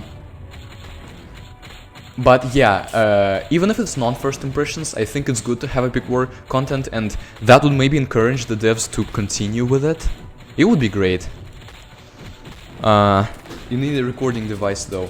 You mean as in...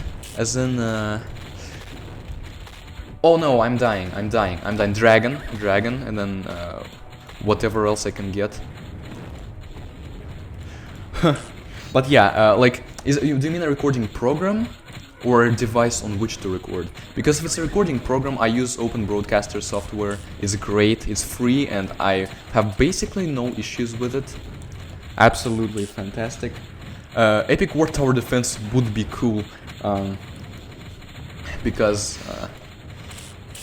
well, I mean, it would be cool because we'd get to see this world in a different light. But also, I think it's important that Epic War preserves the identity of it being like a war game like this, because there's not enough of these games.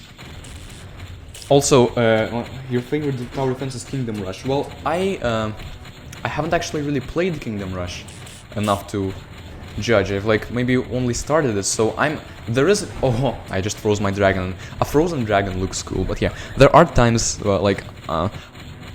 I'm probably like in the future gonna go back and play some Flash games that I've never got around to playing, and that's gonna be fun because it's gonna be first impressions too, and I'm gonna be looking forward. Kingdom Rush is one of the games that I'm like think that are going to be exciting to play. Yeah, a software. Yeah, as I said, as far as software goes, I recommend OBS Studio. It's free, it's pretty easy, and as I said, not very many problems with it. At least from my point. Reverse tower defense of Epic War. The players and stuff. Well, I mean, I think the concept of reverse tower defense is not very unique lately. Like, it's a concept that people are like, okay, that's a fun concept, but I'm sure there's many games, I don't know exactly, but I'm sure there's many games that already do that. And Epic War in particular, I don't think it should follow this, like, trend. Instead, I think it should just keep being Epic War, which is what makes me not, like, be that much of a fan of Epic War Saga and makes me not like 5 as much.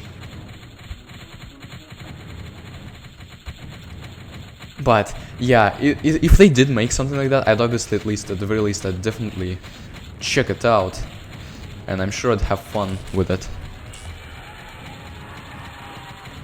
Alright, we can now start pushing. Like, I've been talking for this entire time, and it actually made level 14 pass by like unnoticed. In 2 minutes I'm already gonna be destroying their castle, so I appreciate that. See, that's what I love, when we can actually talk, and that makes it fun even when the games themselves don't offer something fun enough to witness. By the way, like, I made this barrier, hold on, Summoning Angel, yeah. I made this barrier right here. I think what it does is it like adds a defense that makes people not damage the castle as much. Like, they damage it, but they damage it less. And that helped. I think that might have even saved me from dying. But overall, like, in a situation where I'm not distracted, I wouldn't need it. So, like, I'm actually kind of glad that I got to experience that. Alright. Are there gonna send any more dragons and demons that my arrows can help with? Probably not. Yeah, they're already gonna be out of range. Halves the damage. Oh, if it halves the damage, then I would be dead. I would have been dead if not for that barrier. Right. Yeah, I think this is the part where we win. We like, this dragon... Oh, there's 2 dragons. Oh yeah, this is definitely the part where we win. The angel may die, but that's okay. We got another one, and we got many more dragons. Oh yeah, it is interesting. Like, the castle things, the barrier, and then they have a turret here. They just kind of float in the air, so it's like more of a fantasy thing than an actual realistic thing. This guy is dying. He may kill a dragon or something, but he's dying. Yeah, we got this. We got this. Which means that there is only 1 level to go, and oh boy.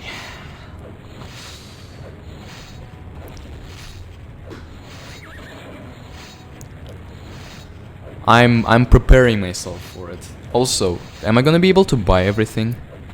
I mean, like, I'm not gonna upgrade my golems or wizards or something like that. I don't need them.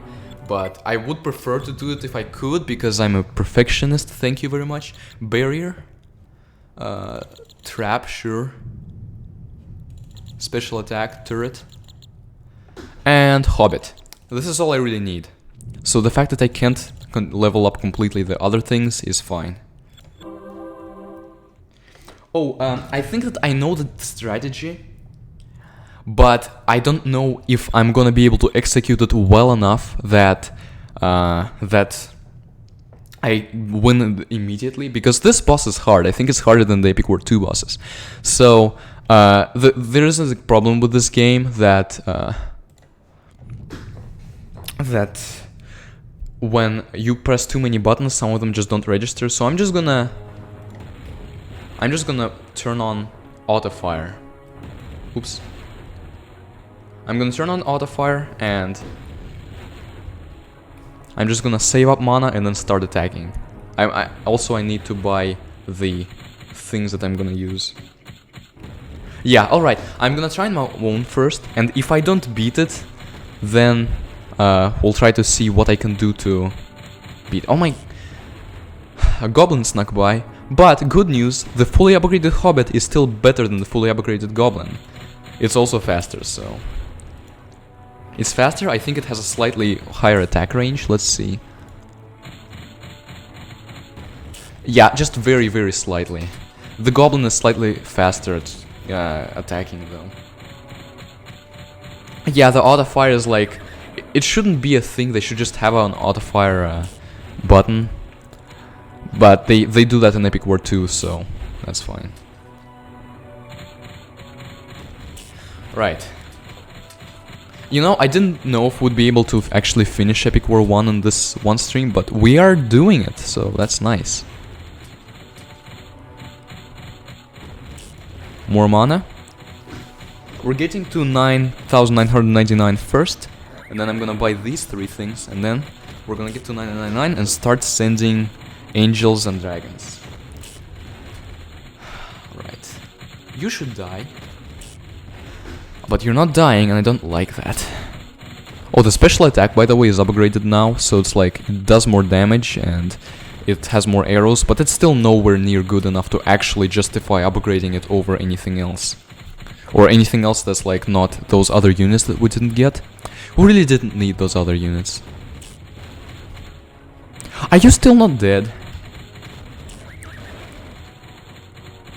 Die, there we go. I'm pretty sure that okay, I tried to guess when he died, so that like the last of the arrows would kill him, but they didn't, so I had to aim down again.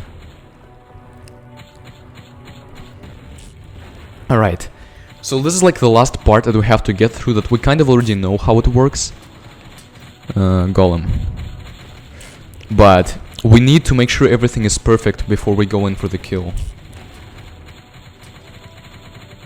Alright, yeah, it's okay. I'm pretty sure the stream is still gonna be up, so you can just watch the rest of it later, see if I failed miserably or if I actually succeeded, so good night.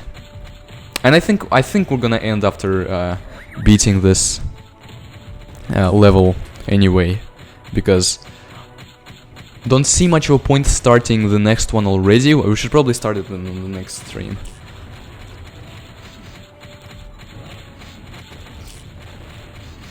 Alright. Demon died, and I got some stuff just to defend. It's not gonna make it very far.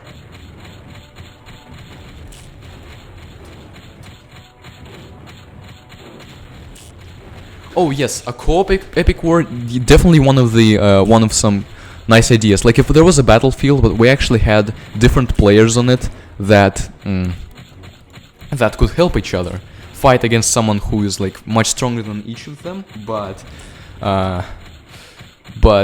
together they can beat it. Yes, we're gonna have to fight something beyond demons here.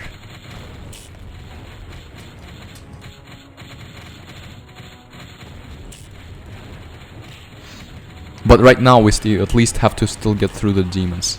I mean, obviously this one dragon is probably gonna die, but actually I'm gonna put my arrows over here. Because the dragon's not gonna make it like to the castle, but he might as well survive for as long as possible. Okay, I have all the mana. I now need to get these things, like the turret, which we now have right over here. The trap, we just planted over here and just occasionally like fires up. And the barrier. There we go. We have everything now, so I think once we get 999, we can attack. I'm not sure what I'm not sure what Lovecraft is.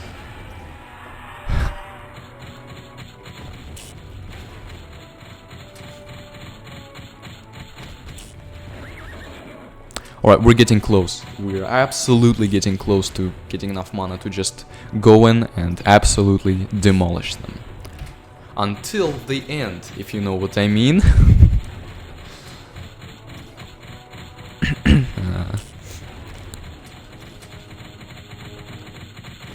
Alright. Angel, dragon. I don't like the fact that this... Actually, the trap will kill it. Oh, no, it just died. Okay.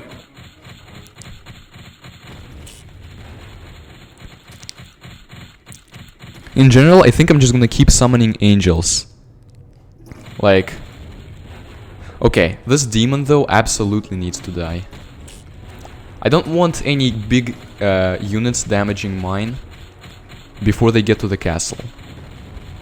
Come on, do not survive. Why is it? Oh, I assume it just sends all of the arrows at once, which is not good.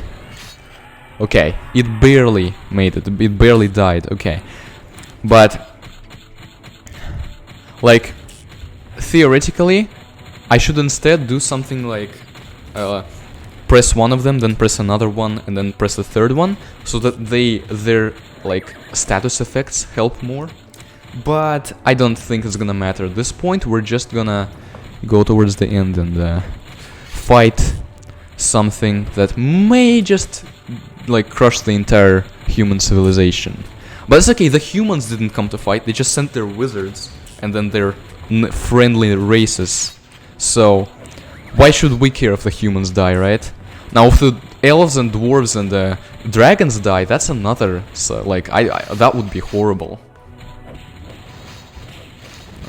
Okay. It's a shame that I couldn't help out against that demon too much. I now kind of have to, like, remove auto-fire. Alright.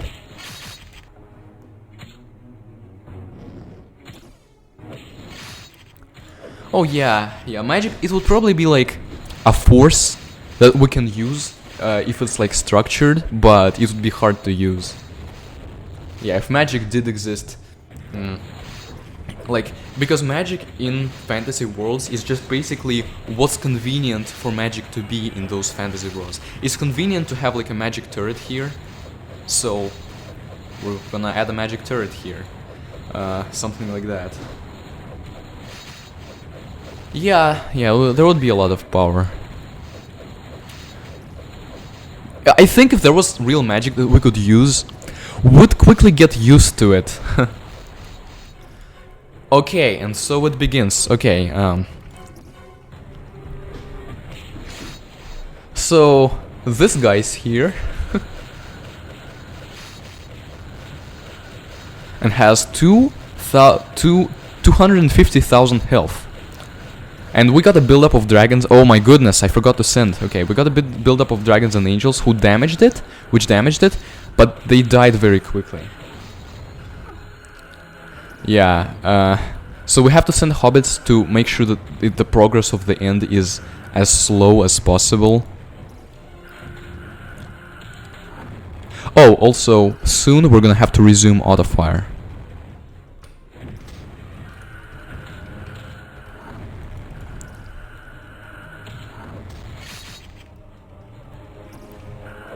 By the way, can you guys like hear the music so that you can hear it, but it doesn't, but you can still hear me just fine?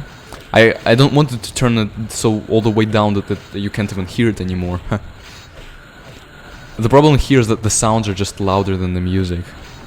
I do like the music in Epic War games. It's not, they didn't use like a lot of complex structure to the music, but the choices that they made aligned with the game, like it fits for the game itself.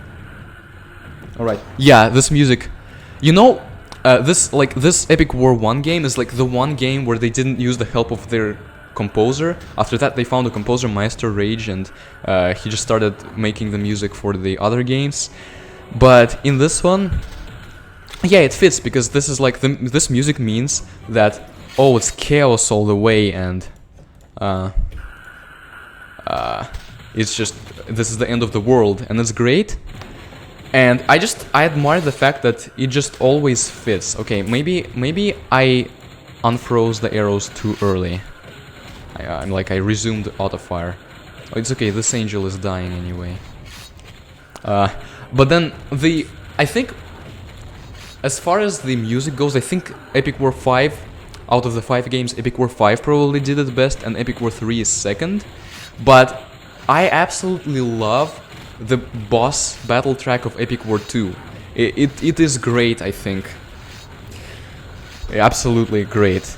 Especially with the fact that the music in Epic War 2 changes. Oh, I forgot to send hobbits, come on. The music in Epic War 2 changes when depending on what's happening in the battlefield, and then when the boss comes, it's just amazing. And but this one is still good. I definitely like it.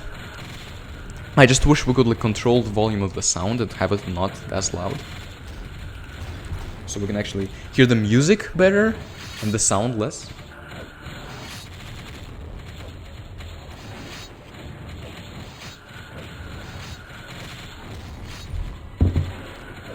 Angels.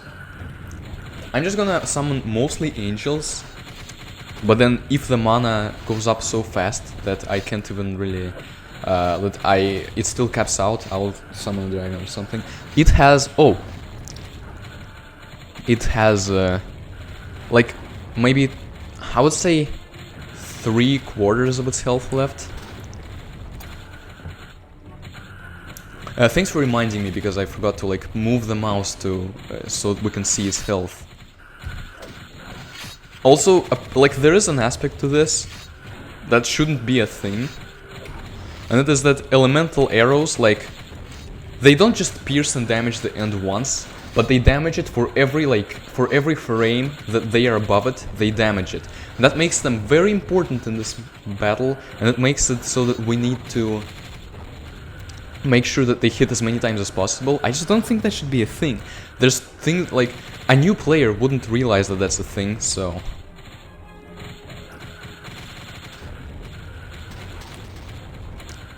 Okay. Special attack. I think that we got this because it's already almost 2/5 of the way damaged, and it's only here.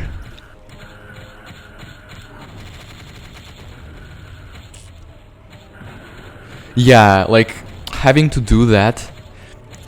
I guess it's a nice Easter egg or something for experienced players who are like, okay, but if we can do this, it's going to be even better. But experienced players want a better challenge. They don't really want to make it even easier. Like, this boss is not easy, but it shouldn't be a thing that you have to know specific details like this to make it easier.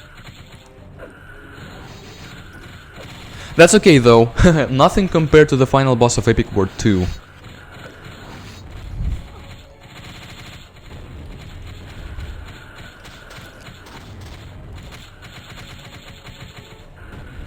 Let's see, we have a few angels on the map.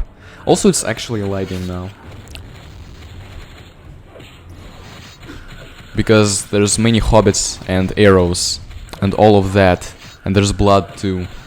I don't think you can turn off blood in this game. You can in the later ones.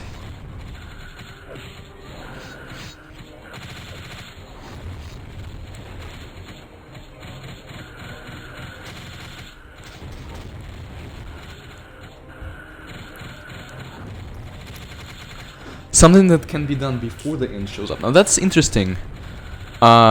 Is it like getting many wizards or something like that? No, I assume that's not it, but what can you do before the end shows up to make it like extremely easy? Or like at least easier.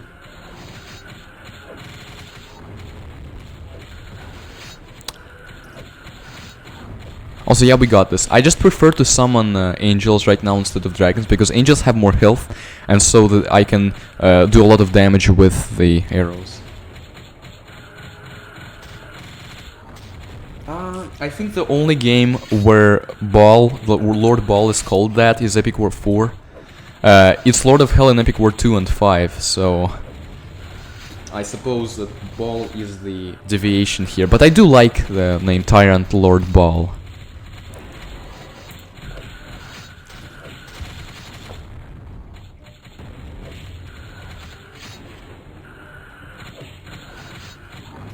Ah, gotcha. Yeah, it makes sense.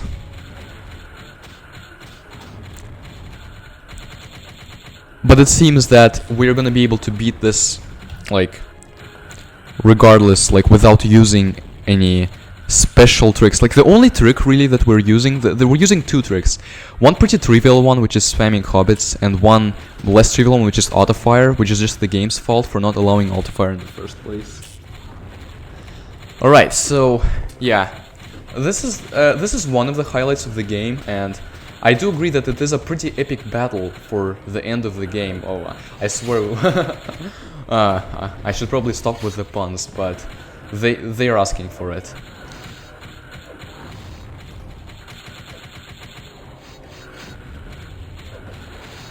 Okay, another angel, and after that, with how quickly we're getting mana, we're gonna be able to get a dragon too.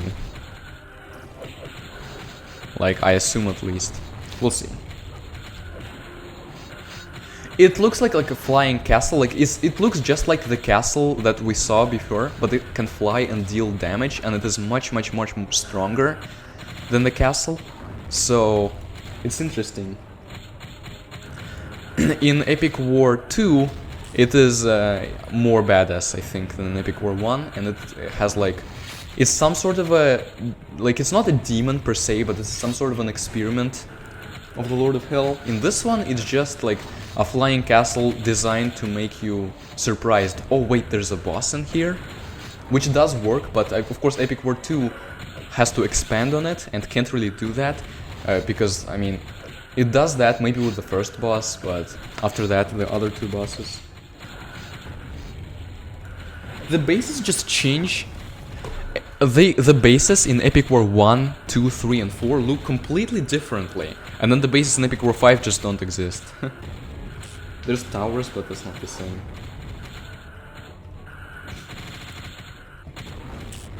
Yeah, I like the Epic War 2 and the end more in Epic War 2, but there are some art glitches with it. And I'm like, come on, can't you fix those art glitches before releasing the game?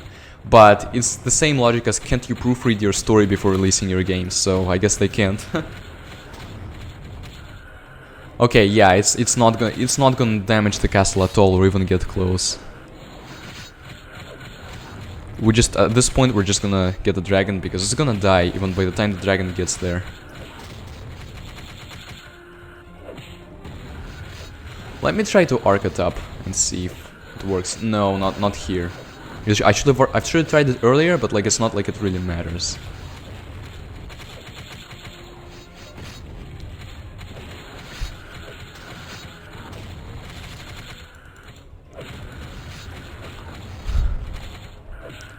Yeah, the last 10,000. Remember when 10,000 was a lot of health?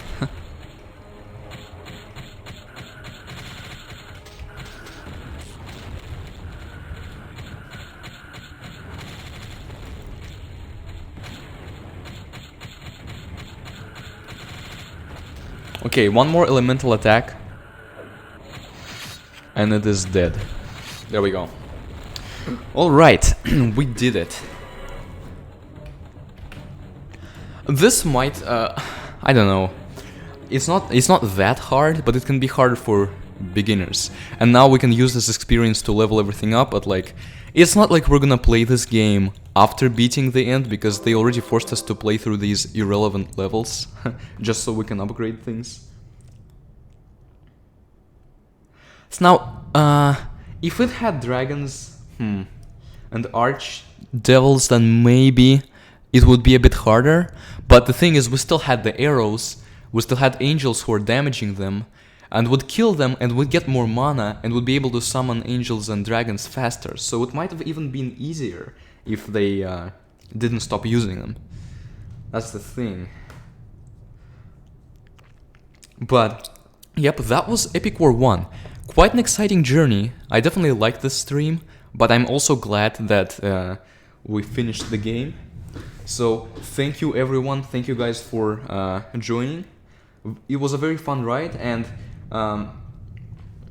I wonder when we should do the next one, like, because when college starts, I don't know when I'll get home on Friday, like, I don't know if I'll be able to get home and stream. Alright, yeah, also, you do recover mana fast enough to spam angels, but if you had more, you'd be able to spam both angels and dragons at the same time. Alright, so yeah, if you guys have suggestions for when to do the next one. Also, I assume that you are in the EWS server, the Epic War Saga server, so we can just coordinate there, I suppose. If you're not, you can join it in the description. So, yep, we're gonna see what the when to start the next stream. Maybe next week. Like tomorrow is a very big question, but at least probably next week we'll start it. And we will start Epic War 2, which I assume we're not gonna be able to beat in one stream, so we will probably have 2 or 3 streams for that, and we're gonna also, like, I suppose we'll do unlock the other races too. But yeah, see you everyone. This is where I stop, so see you everyone, and hope to see you in the next one. Bye.